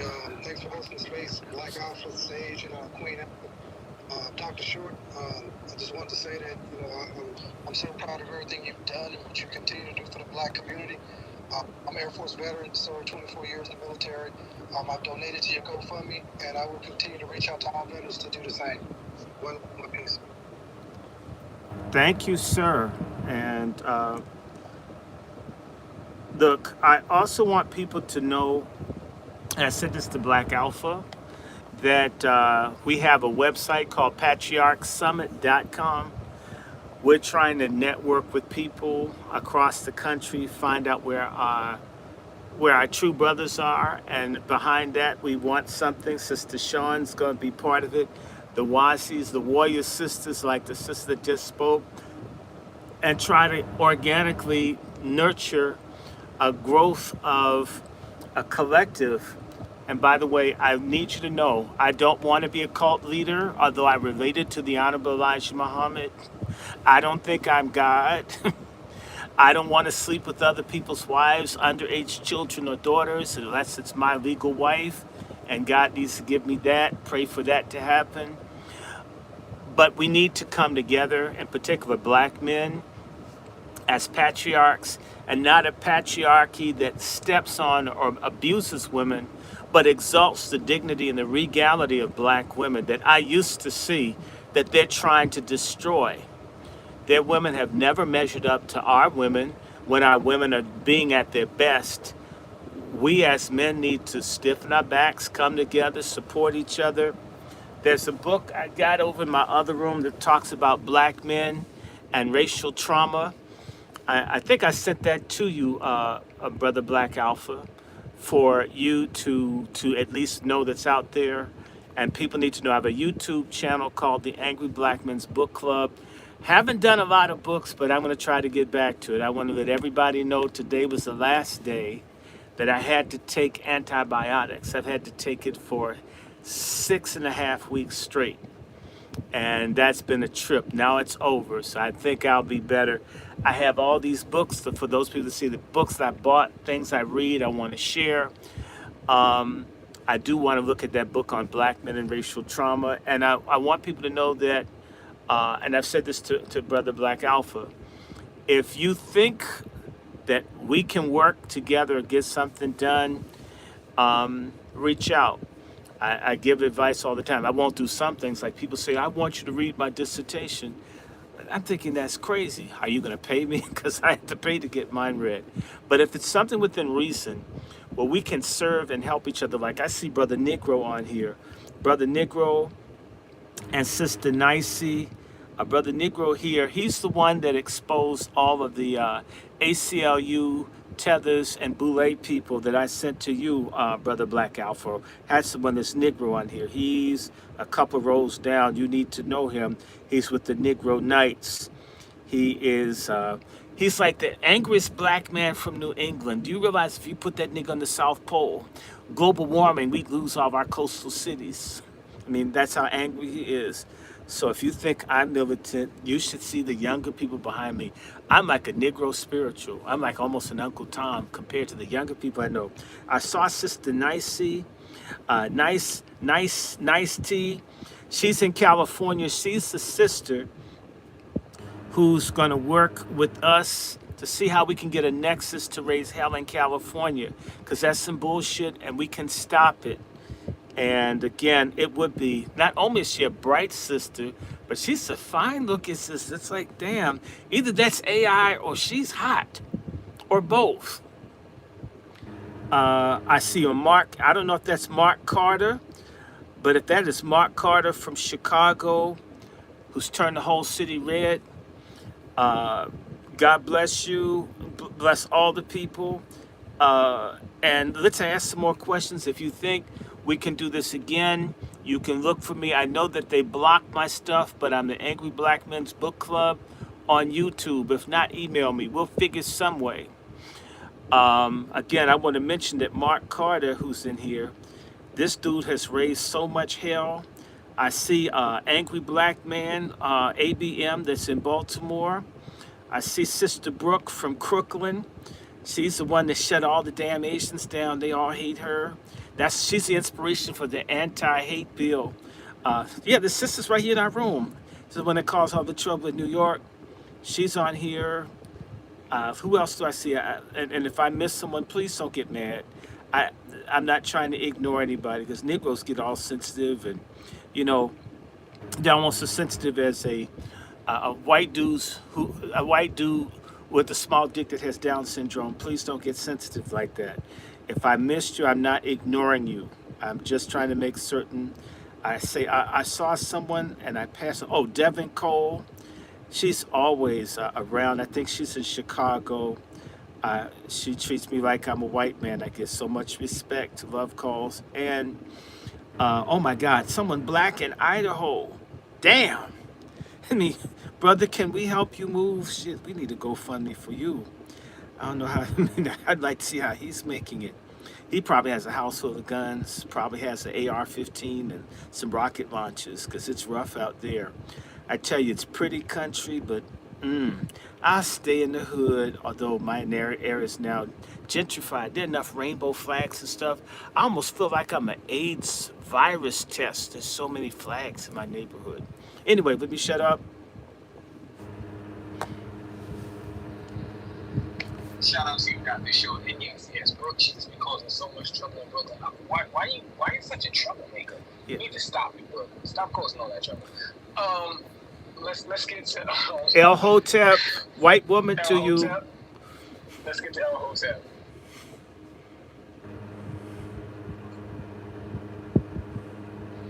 And Alonzo, thank you for your service, big bro. Thank you for your service, brother.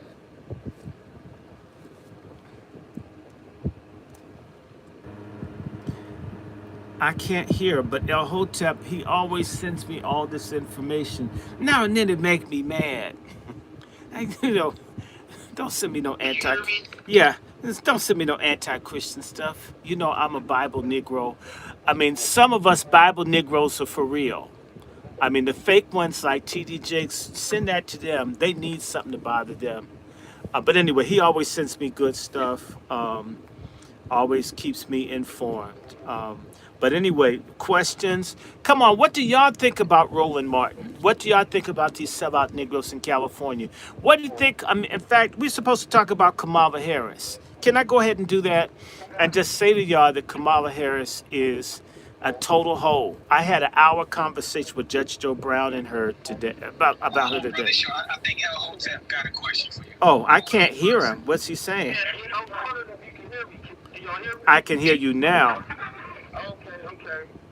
Yeah, man. I hope everybody's doing good.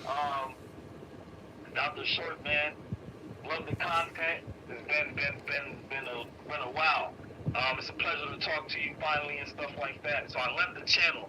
So if anybody cutting up in the channel, I can't see right now because I'm right now on the space. But we need Brother Bag X to come back, man. So whenever you get a chance, if Brother Bag X can come back, man, one time, just tell us how he been doing and get some insight from him on how everything's been going. I tell you what, I think I can do that. I think we can have him on Thursday or Friday or both. Yeah, I need to know that if you go into Twitter right now and you look under black, there used to be lots of black things that would trend. For the last 4 months, You can't even see black Twitter sometimes. You don't even see Black Lives Matter sometimes. Everything that's about black people has been attacked throughout social media because they're very afraid of people like Brother Negro. They're afraid of Black Alpha. They're afraid of El Hotep. They're afraid of Brother Sage. They're afraid of people. And so we don't always see stuff. And so I don't do announcements because if I announce I'm going to do a show, they make it so you can't see it. But if you want me to do Brother Bag X and you promise to share it with some people, Brother Bag X wants to talk about Kamala Harris. I definitely, and I want to talk about all those fat, big titty Greek letter broads that are trying to get us to vote for her. I'm sure Brother Bag X he supports Biden. And he probably thinks that Kamala's blowjobs gave him Alzheimer's. So we could do that. We could do that. I mean, I didn't know people think about it. Okay, I know Sister Devin will miss Brother Bag X, so we'll do it. I'll do something this week. I feel better. Y'all will not believe it. I'll say one more thing so y'all know.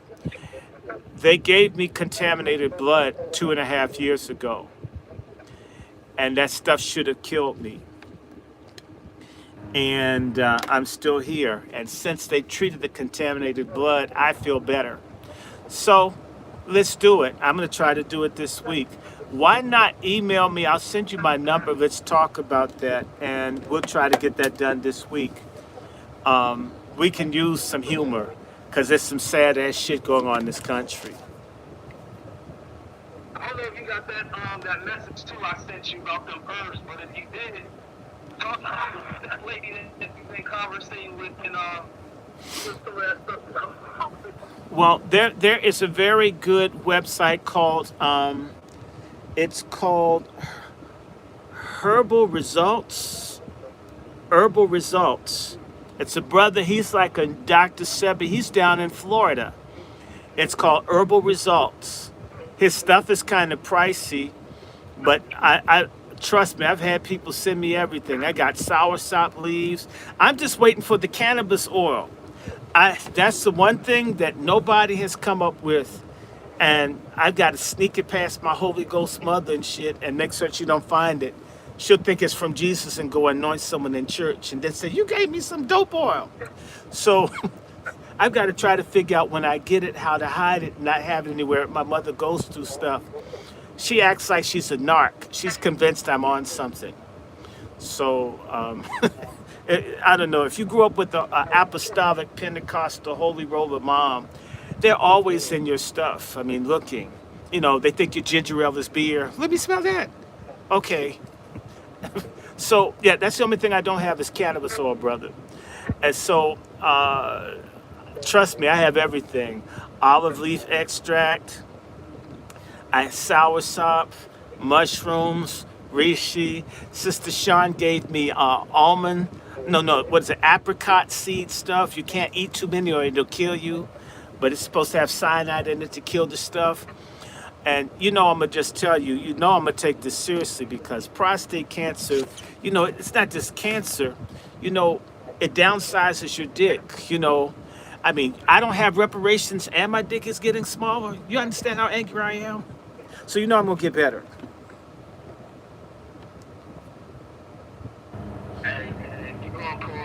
Of course. I mean, I didn't plan to talk about this. That's what I'm trying to tell people. Don't be sad. That's the fastest way to make yourself sick and me sick. Is for you to be. People have been more sad than me. I'm trying to tell people be okay. I've been through this.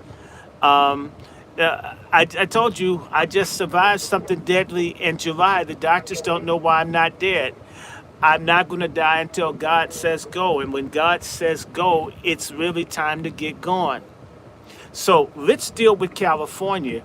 I didn't want to talk about this. Not that I can't. I want to talk about sellouts, coons, traitors, Jelly Roll Morton's punk ass. I want to talk about whore ass Kamala Harris. I want to talk about those no good, big titty, bloated broads and AKA and those mannish looking deltas that look like rhinos in St. James suits. And all the punk Negroes talking about voting for Kamala. And how we get our damn money? How do we use this crisis to get paid? It's time for us to get money. White folks use wars in Africa to get rich and extract by not paying. If there's a civil war between various factions of racist people and other groups, why can't we too get paid? Two groups of whites fought during the Civil War. We at least got some degree of freedom. We should look at all of the problems as an opportunity to take advantage of the crisis to get something for ourselves. These goddamn illegals have figured it out. Why not us?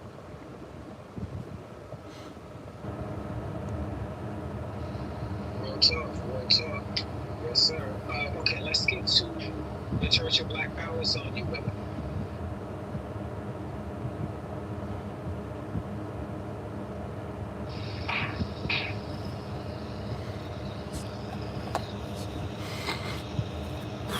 Church of Black Power, you there?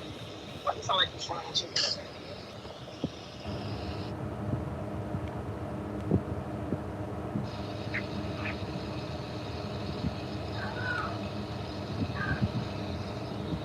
Can you hear him? Is he talking? It sounds like someone's taking a shower. Brother Black. Yeah, no, we got to come back up. Come back up, church. Come back on up, family. We got to keep it moving. Let's go to the Negro Black Night. Hey, how's it going, brother Sage? How's it going, big brother Alpha as well? Thank you for showing support and love to my brother, Dr. Randall Short, brothers of the struggle. I really do appreciate that we're taking the time to look out for our elder, who was fighting for us, who is building awareness about people who are against our community. The Boule are one of the perpetuators of genocide to our community. They block our best and our brightest, so we won't be on our A game. So I appreciate you guys for sharing the content that I had about these guys and spreading the word about these guys. These guys are bad news. We need to make their lives difficult, no matter what the setting is. That is our duty. I don't care if it's on a college campus. I don't care if it's in a study hall. I don't care if it's in a city hall meeting. Wherever that's at, that's ground zero. And as you can see, they're rank and file people. Those are rank and file members. Keep that in mind. These are not people that are officers within their organization. These are not their leaders and council.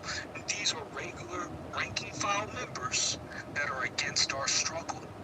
That means the whole damn record label is against our struggle. So, one band, one sound, I definitely want to hear the tunes to go against these clowns. Because these are the guys that block Dr. Randall Short from getting the stuff that he needs. These are the guys who block me in grad school, so I won't graduate on time. These are the people that will undermine your high schooler who gets valedictorian. These are these guys. These are these guys that will obstruct your contracts. Shout out to Brother Mark. They do that. So these guys are just as much of an enemy as to the white man. And we need to compare them as one and the same. If they're against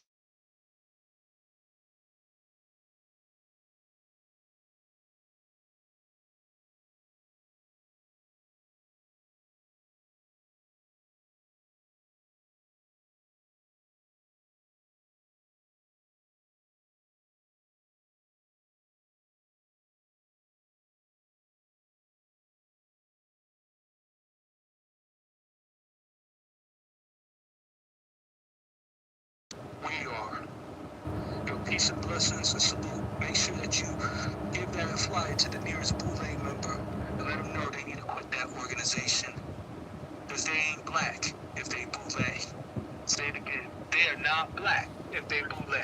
And my saying is, if you don't hate the Boule, you ain't black.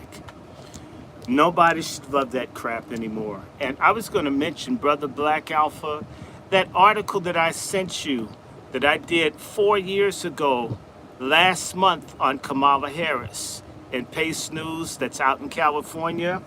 And it's trying to warn black people about Kamala Harris and her being a little slut full of shit. And I tried to warn people. I used to work in human rights with people from India. and Kamala Harris is a Brahmin, those people see us all as subhuman shit out of God's ass. That's why we're going to be treated worse than we've ever been treated if she becomes president. When you hear about the women getting gang raped in India and you wonder how it happens and why it happens all the time, they don't explain it to you because the United States has diplomatic relations with India, and therefore they don't explain that in India, the women that are getting raped many times are the equivalent of black women or niggers, untouchables, paria, pachma, backward caste, spectral caste, tribals. These are the inferior people to Kamala's type of Indian. So it's not really rape. If it's like in the South, a white man, you'll almost never find a case of a white man being charged of raping a black woman. It's the same in India. A high caste Hindu can't rape a low caste Hindu. It didn't happen. In fact, Kamala Harris, according to Judge Joe Brown, had an event at the Naval Observatory, which is the residence of the Vice President of the United States here in Washington, had an event with Indians, and this very rich Indian, but they were untouchable, or an Indian nigger, accidentally brushed his shoulder on a Brahmin, basically the equivalent of the white elite in India. That's how I would say it, because black folks here are lazy and we don't like thinking. So I have to use everything black and white because we don't expand our minds. But in India, the ruling people are called the Brahmins. They're the super rich. They are the religious ritual people. They're called twice-borns. This man brushed shoulders with this man who was a Brahmin, and this man was so disgusted that his version of a nigger touched him until he immediately went into doing a purification ritual because he was contaminated by even touching someone who was less than him. A lot of Indians don't support Kamala Harris because she's fucked people like Willie Brown. They see her as contaminated. Kamala Harris is a member of the Hillcrest Country Club. It's a white supremacist Jewish country club in Los Angeles in which there are almost no blacks. Everything about her says I hate black people except for this fake ass sister girl thing that she did. She's a phony. That article, all you need to do, everybody out here, if you go into Google, because my article, it's gone viral, put in Negro Gate 4, but put in the 4 as IV, like the Roman numeral 4.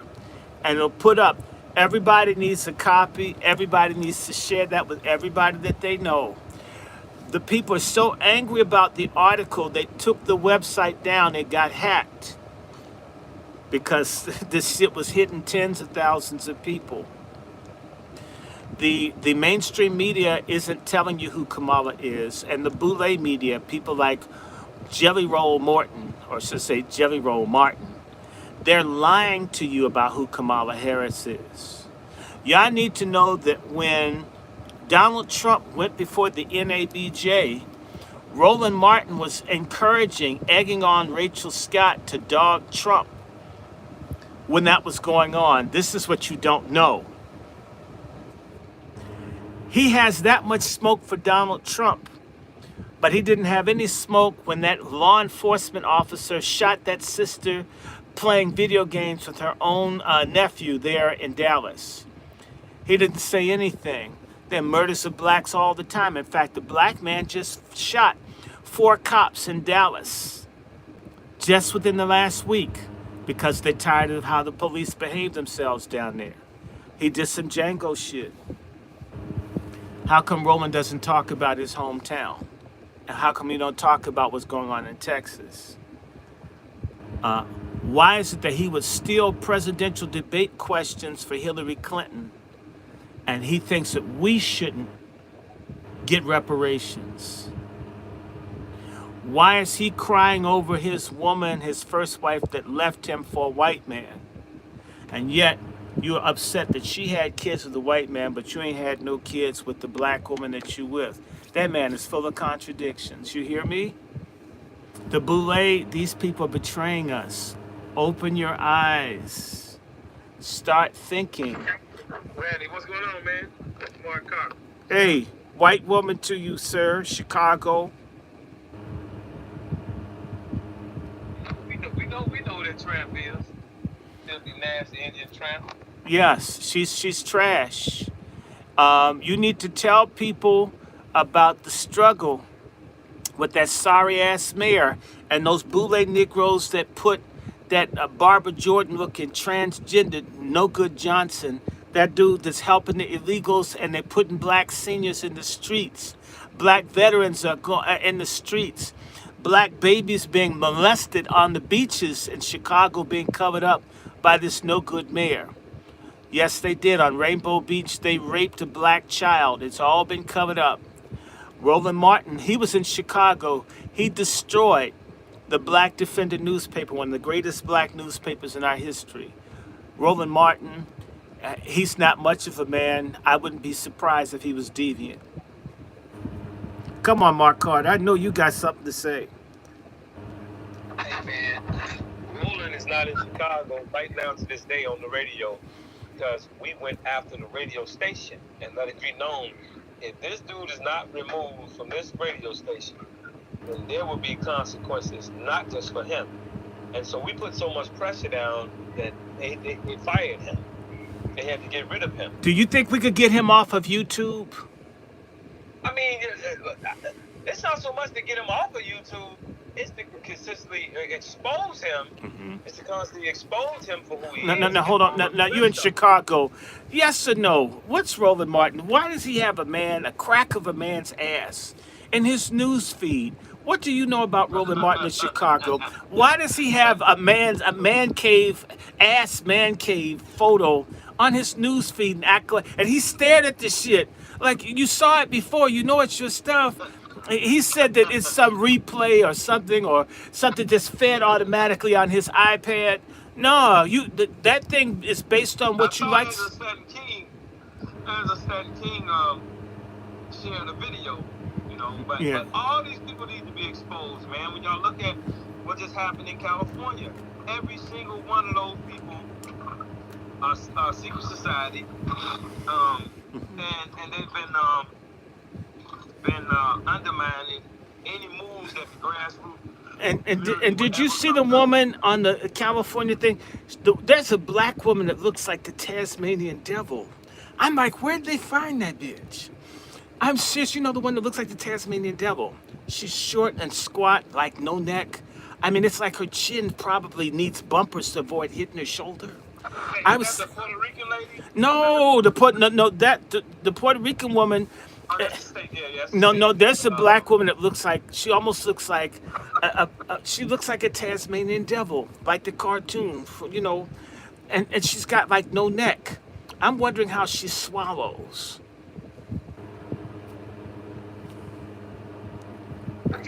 We got the perfect opportunity, y'all, to go against the entire Democrat Party. All we have to do is send them a strong political message. Okay, so because what y'all still have in California is what all these secret society black folks are about across this country. And just like they stopped the slating process here in Illinois because we will get ready to run a full slate against them, they're gonna go against you no matter what in all these cities, counties, and states. Go against all of them. Shit. As a protest vote, go against every single one of these elected officials because they're all connected to these Zionist Jews who are trying to undermine us all over the country and send these other groups in to take over. Mm-hmm. It was them back in the early 1900s. And it hasn't changed. And by the way, a bunch of them are under the ACLU, and we know the ACLU is basically the Mossad for Zionism in America against Black Americans in particular. Well, you look at the elected officials as well as the task force. They all are part of the Democratic coalition. Mm-hmm. They come from groups like Jewish Control ACLU, these fraternities and sororities, the gay community. All that shit is part of the Democratic coalition. And so the way to stop them is to go against every single one of them. And you left out the feminists. All of them, it's all the same thing. It's different manifestations of the same monster, And but yeah, people have to do that, but they do. We have to get out of the mindset of going along to get along. We need to wreck it. We need to train to fall off the tracks. And we need to drive them out. I'm just telling you, those people in California, if you've got a criminal background check, a program, it costs like $30. We need to put the addresses out of all those people. Everybody needs to know where those people live. These people need to get mail, and people need to even have prayer vigils. Go out like the Hispanics do with pots and pans and beat some shit, make some noise at their house. And the brothers in there, I know most politicians are hoes. Somebody's cheating on their wife. Somebody's living a double life. Get the pictures. Put that shit up on the internet.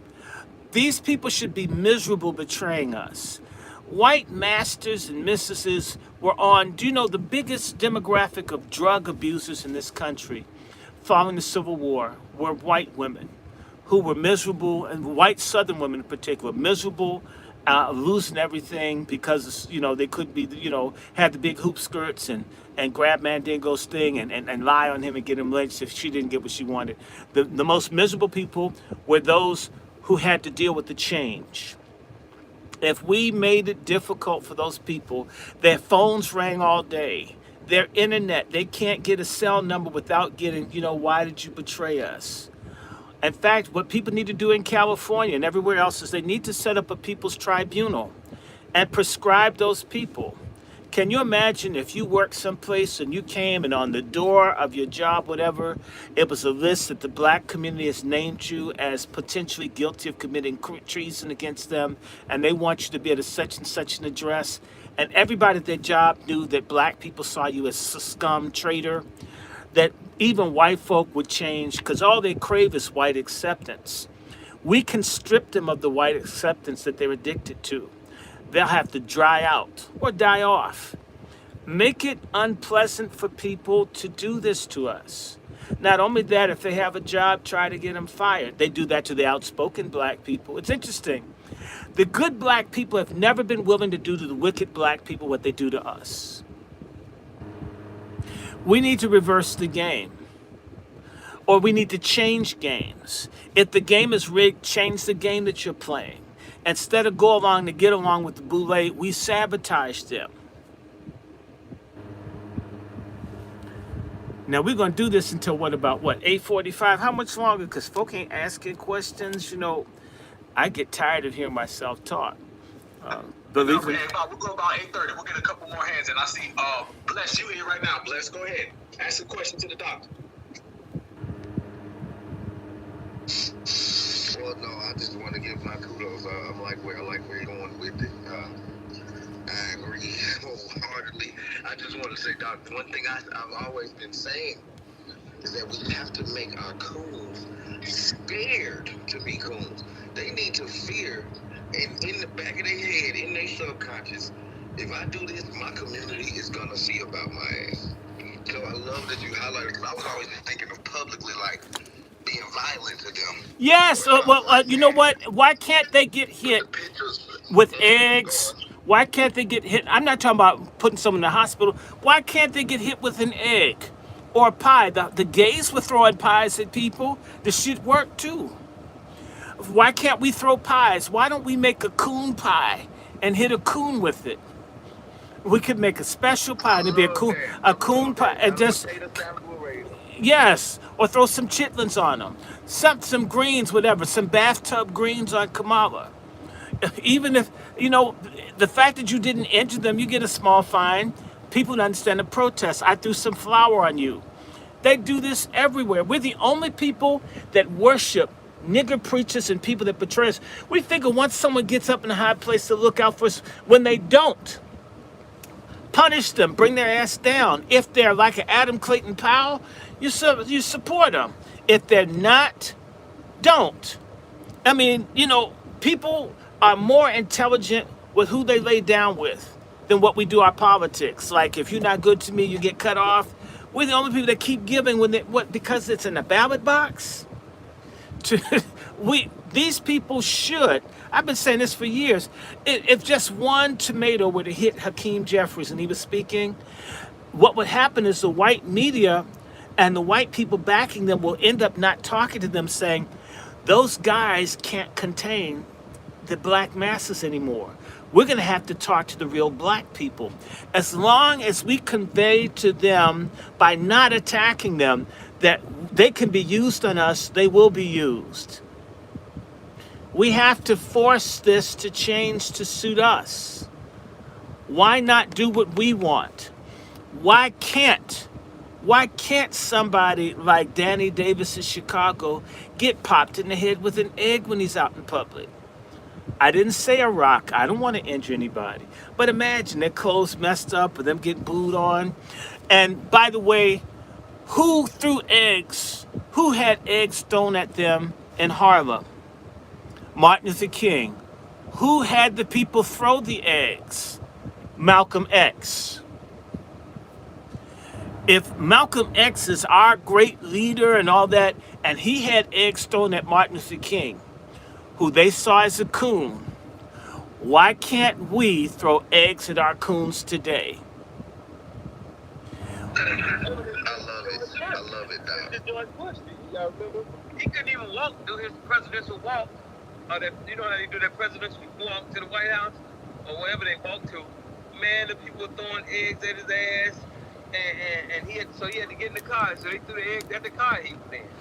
And black people threw bottles at President Carter in Miami. We used to do it. What happened to us? Why did we become such bitches and rollovers? Why don't we have any fight in us? Why are we so quick to kill and hate and be angry with one another, and yet folks trying to exterminate us get a pass? Because we tasted a piece of that pie, and a lot of our people thought it tasted good, and didn't understand that it was just a sample of their morsel, and it really wasn't no If you saw that movie, The Help, that woman gave her pie with shit in it. And that's the pie we've been eating. It's been shit. It's let's stop eating shit pie. Make our own stuff. Well, see, Randy, one of the first things that we have to do is deprogram our people, because they program to want to be accepted by the sellouts. Mm-hmm. We come from a different day and time where we were taught to fuck over the ass. Mm-hmm. You know, this generation has been thoroughly watered down through the school system or to these, by these elitist sellouts and shit like that. And no good churches. You got. We have to be the bad guys. Well, hate me. Blame me for Kamala Harris losing. Blame me for being the apostle of hate against the Boule. Blame my ass. It'll feel good. In fact, it'll help me shit better. I can't stand this stuff. We absolutely must, like Maxine Waters said, we got to get in their faces. We should find out. Hold on. When the Boule has a party, y'all should all show up and take some broke rowdy niggas, the kind that probably their Mitchum is wearing off and shit. The same way that you guys did that nigga. Remember the guy from the Black Conservative Federation, and y'all turned him out in Chicago, had all the white people afraid because all the angry black people there. We need to stop. We need to make the people align with them, not trust them, and say your own people hate you. That would be a major moral victory when they realize it's the same way. Go ahead. Can you hear me, Randy? Yes. Look, you brought up the Brahmin Indian. Most people don't know that Gandhi was a Brahmin Indian, and he starved himself to keep the lower caste people out of position. It's called the Puna. It's called the. He literally tried to kill himself. Yeah. And that's what really made Dr. King start seeing what he was about when he went over there. Yeah, well, no. Dr. King got fooled. Gandhi did starve himself in 1933. It's called the Puna Pact. because one of the Indians that was untouchable, the Indian equivalent of the lower class, outcast black person who learned about black history in Harlem, went back to India. The whole Indian liberation movement's based off the Black American movement. This is how deep this shit is, y'all. We can have that conversation if y'all want. Okay, but it's real simple. Gandhi, to prevent the black Indians or the Dalits, the untouchables, from getting reparations, starved himself. And he knew if he starved to death, let me finish. Let me finish. Let me finish. Let me finish. Let me finish. Let me finish. If you came in later, they mass murdered their people. I'm trying to give an example, but you're interrupting me. Gandhi starved himself as a threat to the black Indians that if he died, he knew he would cause mass genocide against the black Indians. He literally was willing to cause a genocide. And when Gandhi died, there was genocides in India. Easily 3, 4, 5 million people were killed when India and Pakistan became independent. A lot of it has to do with people that Kamala Harris's family is aligned with the Indian Nazi movement. What most people don't know is that when Nazism was supposedly destroyed in Europe, it went over to India. And the Indian people, in fact, India, Mein Kampf, Hitler's books are bestsellers every year in India because the Indians identify with Nazism and anti-blackness. Their whole religion is about the hatred of black people, and they believe in the genocide of black people. The Indian Indira Gandhi, the third prime minister of India, right? She went around making certain that all of the black Indians, as many as they could, were given forced vasectomies. Do you wonder why Kamala had vasectomies at the DNC? That's from her Indian culture, to forcibly vaccinate, in particular, black men. And so they had a motto back in 1976 in the campaign against her: abolish Indira Gandhi to save your penis. So when you hear Kamala talking about abortion and all this stuff, hits her culture. The Indian Nazis, the guy who runs India now, Modi, came to power killing Muslims and darker skinned Indians. That's the head of India now, helped do a genocide on Muslims in the 90s. They absolutely hate our guts. And they have a Nazi party, and it's called RSS, and I can't remember all the damn words, but you have my email. If you want to follow, I will get you the info. This is no secret that Gandhi himself hated black people. He was a pedophile, a rapist, a bisexual, a deviant. And you got the stupid ass fuckers in the King family and everywhere else with statues of Gandhi everywhere. In Africa, they're knocking all the statues down because they realize that Gandhi hated black people's guts. Even in India, there's a woman with the last name Roy. They've come out, and now the people in India are saying Martin Luther King is the greatest human rights leader, not Gandhi. And in America, you got dumb fuck, goofy niggas. I've had to correct them. I don't even like going to events. They're praising Gandhi because they were told Martin Luther King was tricked, and there's certain black people that get bribes from rich Hindus to lie about Gandhi being the liberator of black people, and in reality, it is not true. And in fact, in the Hindu creation thing, black people come out of God's ass. How are you going to treat people that you think is shit out of your God's ass people? Yeah, that's why Kamala's daddy is telling her, look, don't put me in your shit.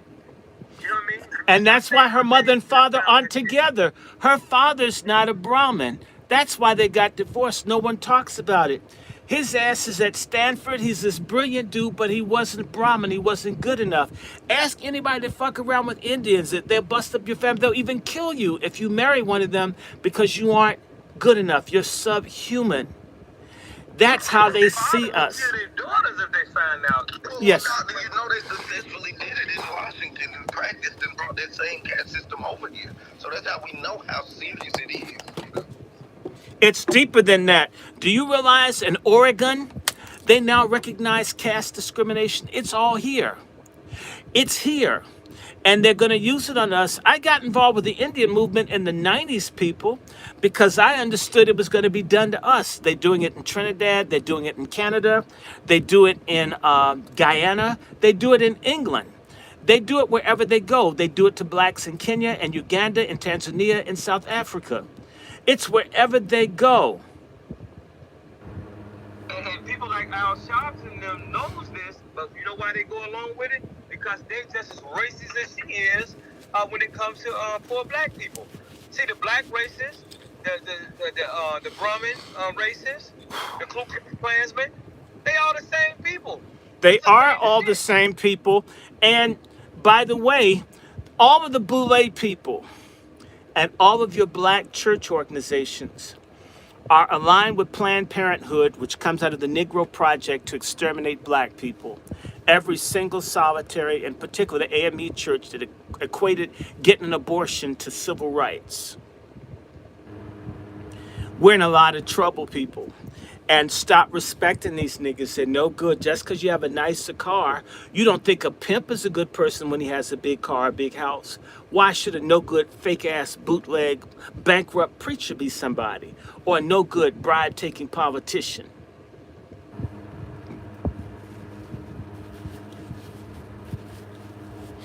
And I want y'all to notice this. Notice they not offering all them goddamn abortions to migrants, though. Remember that. They telling them to come on in, have all the kids in the world, but they not offering none of them abortions. They only putting that on us. Let's get to the more hands. We got people here. Let's go to, I think it's Elaine Detroit, and then our sister Brooke. Detroit, it's on you.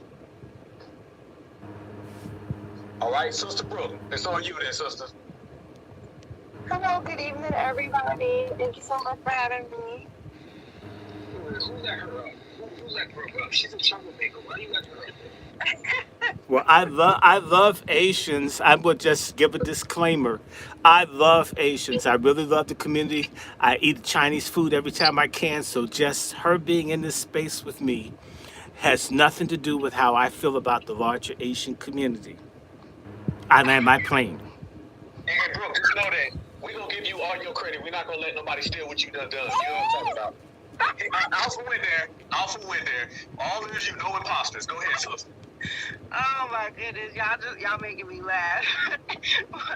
I just wanted to add that when Dr. Short was talking about how the Indians don't like how Kamala's people didn't like her father's people because they were Brahmin. They also feel the same way about West Indian Indians as well. The ones from India look down on the Indians that are from the West Indies. That's because they're coolies. They're slaves. They were slaves. Coolie means sufferer, suffering laborer, basically slaves. And hundreds of thousands of their asses died on ships being sent all over the world too. And yet they deal with us as if we're dirt under their feet. Yes. And, I and just wanted to also give you some more flowers. Thank you so much for introducing me to Isha. She has been just a wealth of knowledge as we are going into fighting for our own reparations here in New York. she's the greatest. She's the greatest woman. Sister Keisha, you need to know her brother Black Alpha. This is a woman that teaches people how to use guns. We're talking about she's on some Harriet Tubman bullshit. I mean, some Harriet Tubman, like all kinds of guns and shit. I mean, if she's not with her man or taking care of her grandchildren, she's down at the rifle range terrorizing racists. This is a real person. And you would think that they're so nice until you see them like blow up all the. And I think they have little pictures of George Bush. They would shoot it from a distance, blow the head off. This is a real person. And she'll tell you that, I'll just put this out there. Her allegation is that Al Sharpton is LGBTQ. And like what Judge Joe Brown said that James Brown used to boink him. I don't know. I wasn't there. It's alleged. When I talk to Judge Joe Brown, these people tell all this stuff to you. Don't blame me. I'm repeating what an elder said. But I believe it. I always thought that Al Sharpton looked like the kind of stuff that hang around the bus station in the men's room where they put holes in the stalls. But, what do I know? Whoa. What Hey, I Doc, mean, what kind I of thought the man? What coolies. what kind of Not man? to break it, of course, but I thought the coolies was like mixed. I didn't know that No, they no, were no, just no. The mixed. Douglas are mixed. The coolies are either the Chinese or the Ah, Indians. Yeah. You, okay, thank you. Hey, Mike, yes. can you bring up Brother Curtis? And thank you, cool, Doc. Yeah, I Yeah, just want I don't see anybody in the queue, but if I see it, I'll bring them up. Mr. Keisha was she knew just about every person on the panel on the commission, second commissioner for the reparations board, and She she knows was everything. background knowledge on everybody. So She, I went in there very armed, with the knowledge that he had given me. So I can't thank you enough for that introduction. and that's if that's all I can do is try to pull people together. I don't have a big organization like Black Alpha, God bless him, or Negro, but do the little we can. Now, Sister Brooke, there's Sister Nice. She's on here. I sent her your number. She's the one in California that wants to go after the coons uh, that sold us out. I want you to meet her, and we're giving you your flowers. I'm not going to let anybody steal from you anymore. And I got asked a question, and I said, I'm being forced to be honest with you, not because I went out of my way to hurt anybody, because I don't want to. But if you think that the person you're making reference to me is what you've been told, you haven't been told correctly. So I will let you speak to the source of all of that red apple stuff, and I will not interject so no one can say I did anything to anybody. All I did was learn the truth and had one person that had a question talk to the person that had the answer. If somebody feels bad about us being honest about stuff, then you're an op or you're a fraud. Well, Okay? and that person can always come and see me. They're not going to see. If she has a question about They're not going to anything see you. about They're the not going to see you. Notice how certain people are silent when Democrats screw black people. They can only speak when it's a Republican. I'm a registered Republican. I'm a registered Republican. If a Republican is a fuck up like that nigger down in Florida, Byron Donalds, you'll never see me defend someone around party lines. He's a tether and he's a fraud. You'll never see that because I'm black first. In fact, I was black before I became a Christian. All right? So you can't come to me and tell me what your party affiliation is. You're either for our freedom and everything that we're owed, or you're not. And so I see you play party politics, when I see you run after everyone that you think has clout, whether they're crooked or not, like Sean King, and you excoriate me for bringing up the obvious, I'm not attacking anyone. I'm only saying, why would you insult me publicly when I don't insult you? Why don't you write me directly? Why do that? It's because I'm not respected. You think I'm nobody. I don't think that you're nobody, but you think I'm nobody. Yeah. Well, hold on. Do you know who else does stuff like that? Kamala Harris. There's a type of person, when you get things that you didn't really earn, you have contempt for people who've actually done the work. Yes, sir. That's what you're seeing. I don't hate anyone. I haven't called names. I'm not saying that something I can't easily prove. Okay? I'm not saying. What else he has in what's the word I'm looking for? I was like Kamala Harris. She you're using her body to get where she needs to go. Well, it doesn't Has always no problem doing that. it doesn't always work out the way they like. Don't blame me. Don't blame me. I haven't said who, and it's look, I'm not even there. I'm almost saying this, that in this movement moving forward, this is my suggestion to everybody. Vet everyone. Because what I've seen, there's a little bitch that you see on the news. I think her name is Athena. You may see her on ABC News, whatever. I think Athena and I were in Amnesty International together. And everything that I did, they got credit for. I never got to meet them. They never came. And they kept being told how great they were. I have seen, in particular, I've noticed it to be a phenomenon for a certain type of woman that's often black. That lots of people get sacrificed for a person that's a plant to be made big. Yes. I'm only telling you what I've seen. I don't hate anyone. I didn't say anything. I only said that this is an observation.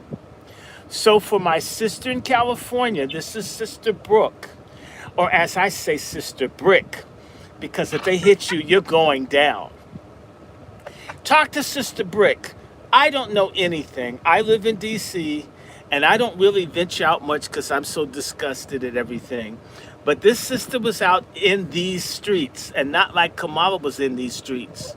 Okay, and this sister's upright. They don't have dusty knees. They don't need Corel treatments on their knees because they're upright sister, beautiful sister, creative, God-fearing, Wasi sister. And we need to celebrate our good sisters. And sister, you look, when I get off this phone, I'm sending you your sister in California needs your help because we've got to find a way to work the phones, to work the internet, and we need to be able to dox. We need to do this across the country. We need to dox everybody that's on a reparations committee in this country. We need to know where the hell they are, where they live, and what they do. And let them know that we're watching them. We need vigilance community. Where are our black men and women, minute men and minute women? We turn it out. We need to get tired of this. And we need to let people know we hate treason. And we can make people enemies of the people. EOP. If you're an EOP, or actually a BE, a BIOP, a Boule, enemy of the people. BIOP. If you're a BIOP, we're on you. Trust me, our people used to get things done because people feared ostracism. Then we became relative. Everything is acceptable. Oh, well, you know, a rectum can be a vagina. I guess for him. Well, his rectum is a vagina. See, it's his truth. Instead of it's his bullshit. Or his rectal prolapse. Or his trip to the rectal surgery specialist because he needs some AI for anal incontinence. We need to get out of this stuff. We need an end to the insanity. Now, I have raved for about 2 hours, 2.5 hours. Brother Black Alpha, we can do this again, or we can keep going. You want to go until 9 o'clock and stop? If I just want to make certain, are you guys happy? Because I feel like I'm not giving enough. I'm not giving. I feel like I did not give enough, or tell you enough, or say enough. That's what But we do need to have. And we need to get Judge Joe, and we need to get other people. We need to really have this thing. But we have to stop Kamala Harris. Or as I say, do me this favor and call her Cum Swallow. That's what I call her. And that's why she picked that dude. They like the same kinds of drinks. If you heard that guy swallowed horse semen as a college dare, you couldn't dare me. He had to want to drink horse semen. And if you drink horse semen, why not drink a human? And my thing is, how did you get the semen out of the horse? And what if the horse got happy? What if the horse got happy and kicked him? They'd knock his ribs, collapse his rib cage. I don't understand that, man. Something's wrong with his son. I was telling that before it came out. He had autism. The way he yoked him, I'd hate to see I yoke him at home. There's something wrong with his wife liking smelling burning tires and shit. There's something wrong with this whole thing. And Shapiro, he's a freak, and he covered up a Jewish woman getting stabbed like 20 some odd times in Pennsylvania. Real talk. This is all weird. Kamala Harris is an alcoholic, everybody. She's a drunk. And somebody needs to tell that hoe, this is not like COVID. You can't do Betty Ford remotely at home.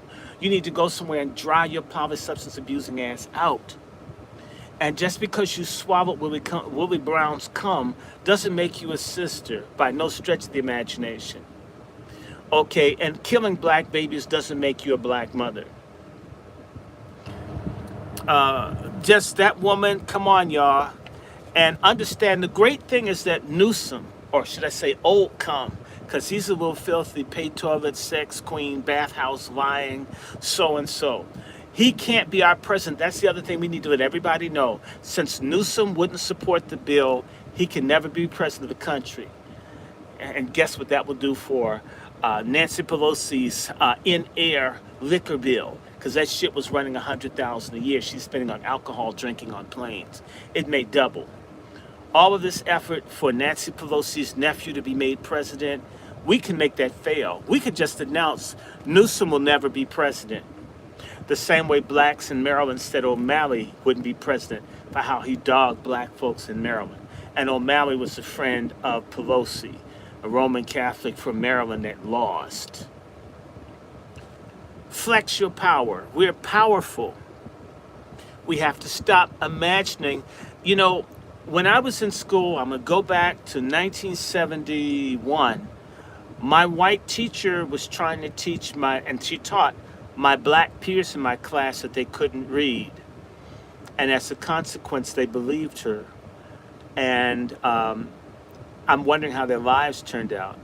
I couldn't give a damn about what Miss Young said. I can too read, okay?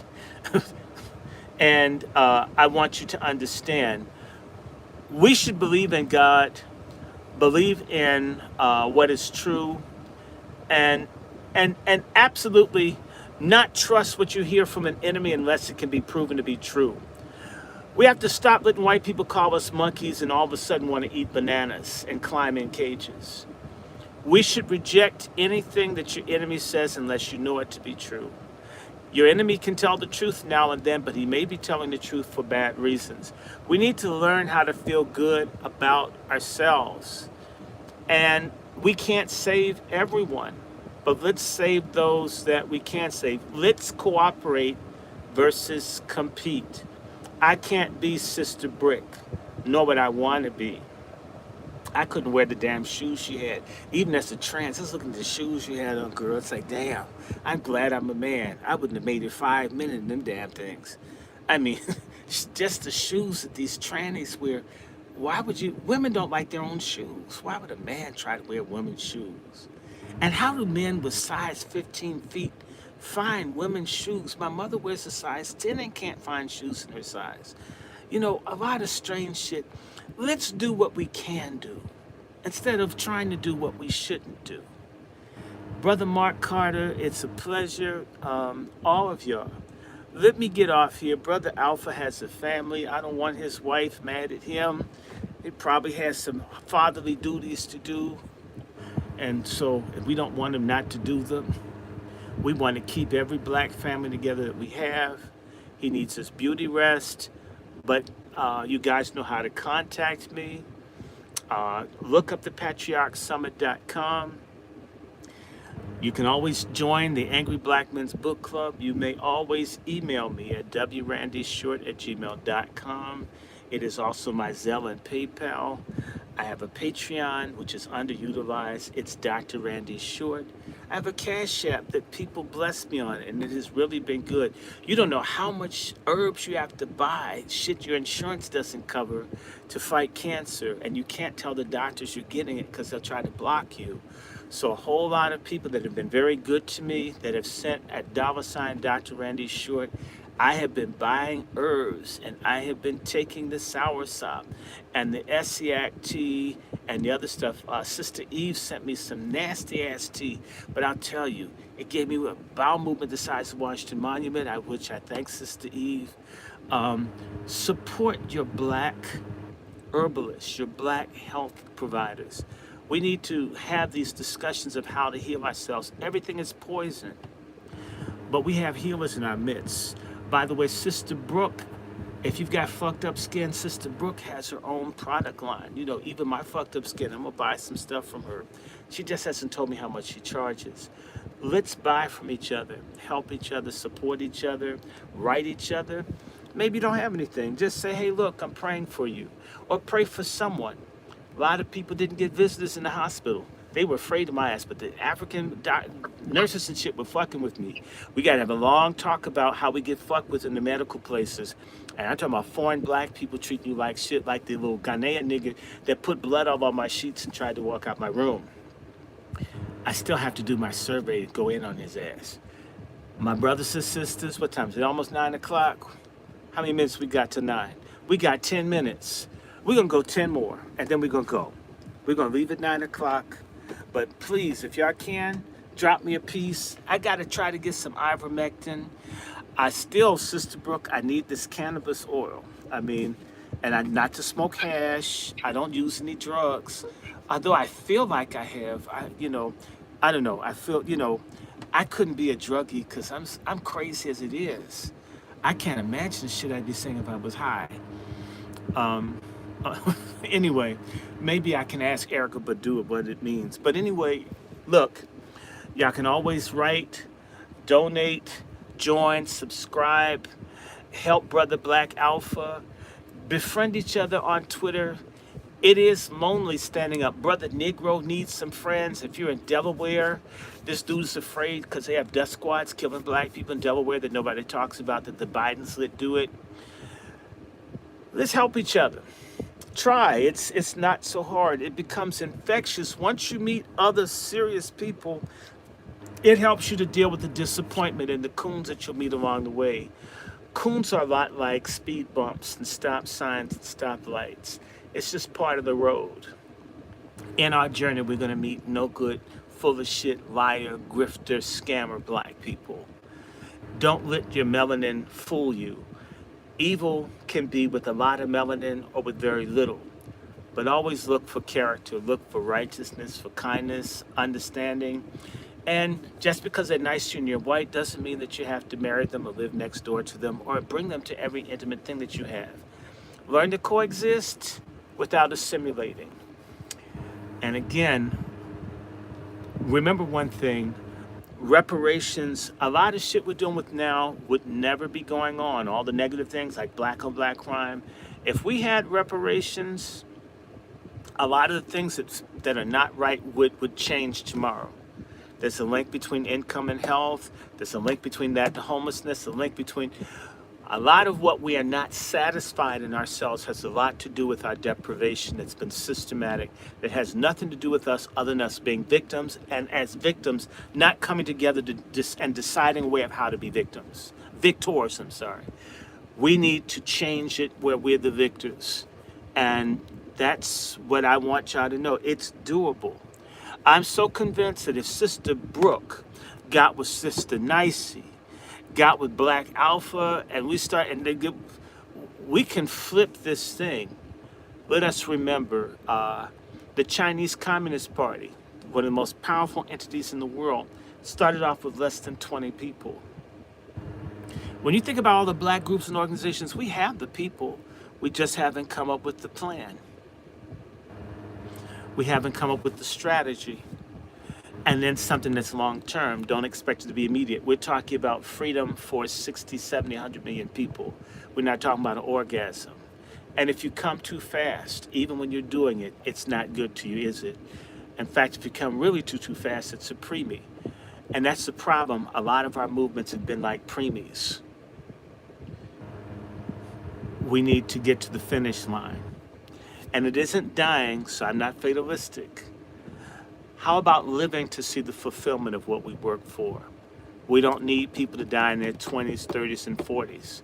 As few people die prematurely as necessary. That would be proof that we're moving forward, is that the sacrifice that those that are willing to make don't have to be so great. Both Dr. Martin Luther King talked about this in his book, Where Do We Go From Here? Chaos of Community, and even W.B. Du Bois, 91 years ago at Howard University, did a speech, I think it's called The Meaning of Progress, where he said the more people that are willing to sacrifice, the less would be demanded of us as individuals, and the less suffering for the children. He says if people don't do that, Du Bois's quote is then remain hogs. And he was saying that to the Boule 91 years ago, or 94 years ago, somewhere between 90 and 94 years ago. Let's stop being hogs. Let's be heroes. Let's be the kings and queens that we're saying with our mouths, that our actions and our activities validate and vindicate us and our ancestors. And it can be done in our lifetime. White people have never been weaker than what they are right now. That's why all these people being brought in to catch up the slack to prevent us from ever getting our shit together. Whenever they've been going down and we've been getting stronger, all these people flooded in as reinforcements to continue to suck the marrow out of our bones and the blood out of our veins. We have to decide to be strong. We have to decide to live. We have been betrayed, but we can stop the betrayal. We can. We must. Everything depends on you younger people. It's almost over for the people in my generation. But for the millennials, for the Z's, everything counts on y'all. And y'all got these magnificent artificial intelligence and everything else. Why can't we weaponize it for our own freedom? If David Walker could do it with the printing press, if Dr. King and them could do that with the nightly news, there's so many tools in your hands. The question is are you willing to use the tool as an implement for your liberation or continue to be someone else's slave?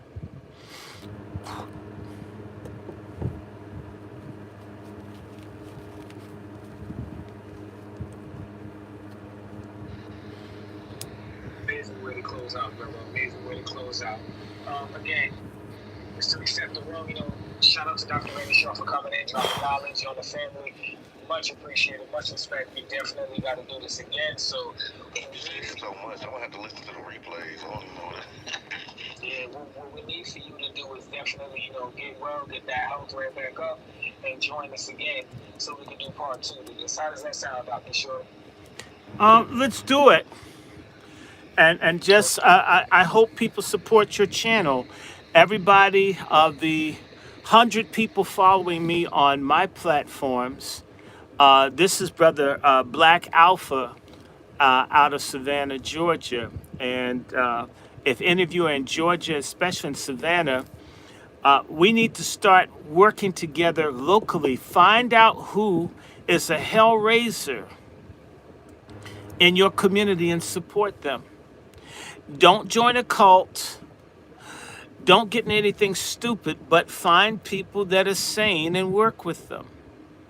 You work with the white folk that hate your job, that are causing you hypertension and having you to take psychotropic drugs to cope dealing with them.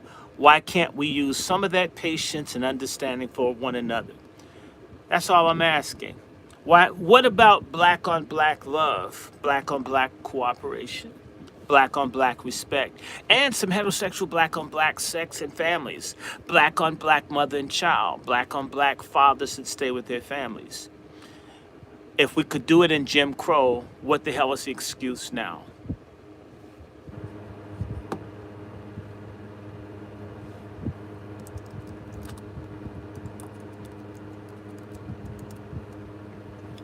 Much respect, man. I appreciate that. I appreciate you, Dr. Short. I can't wait to do it. We're going to have to do this all the time. All the time. Everybody right now, look up in the Jumbotron.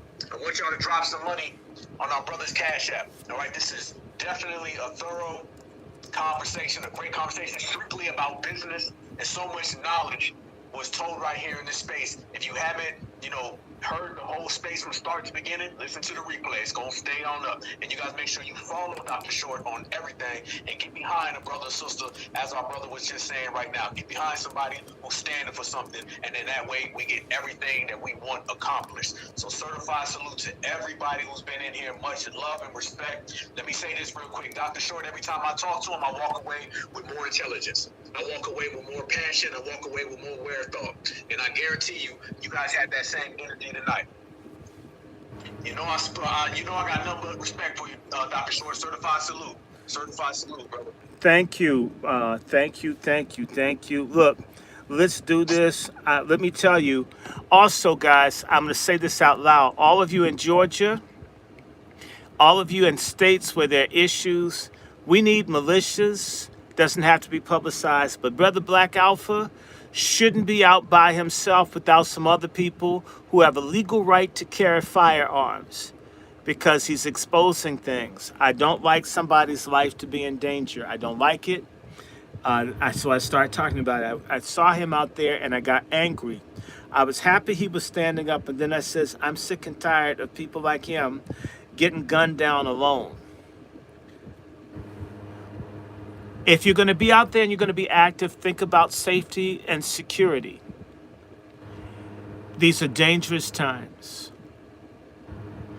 I have someone that provides security for me. I need more. All of us need to start thinking about strapping up. I do want you guys to look up my guy Lone Wolf. I work with 3 or 4 weapons experts. We need to have God, guns, gold, food, and land, and families. And guns are one of the easiest things we can get in that group. And we need a movement for ex-offenders that have paid their debt to society, that have gone straight, for them to be able to have firearms, because these illegals who mass murdered where they came from have guns. And we must do that. Our women and children are at risk.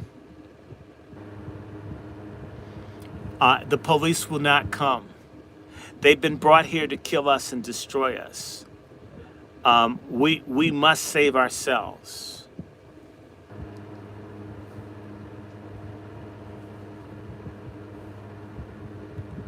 Certified salute. Much respect. Love everybody in here, man. All my foundational Black American freemen love y'all with a passion, man. Let's take this energy and let's go forward. Let's take everything that we learned and get everything done, man. Certified salute. Appreciate y'all. Everybody have a great night. Continue to put in, work for this movement. Continue to stand on business, and we're going to get to where we go, and we're going to get there in style. Peace and love, y'all. Y'all stay good. One love. Peace out. God bless. MFM. Who you gonna call? Coon Busters. Down with the Boule. If you don't hate the Boule, you ain't black. Hey, and if you see him out there, give somebody a coon pie. If you don't know what a coon pie is, listen to this record. Y'all hear what it is, coon pie.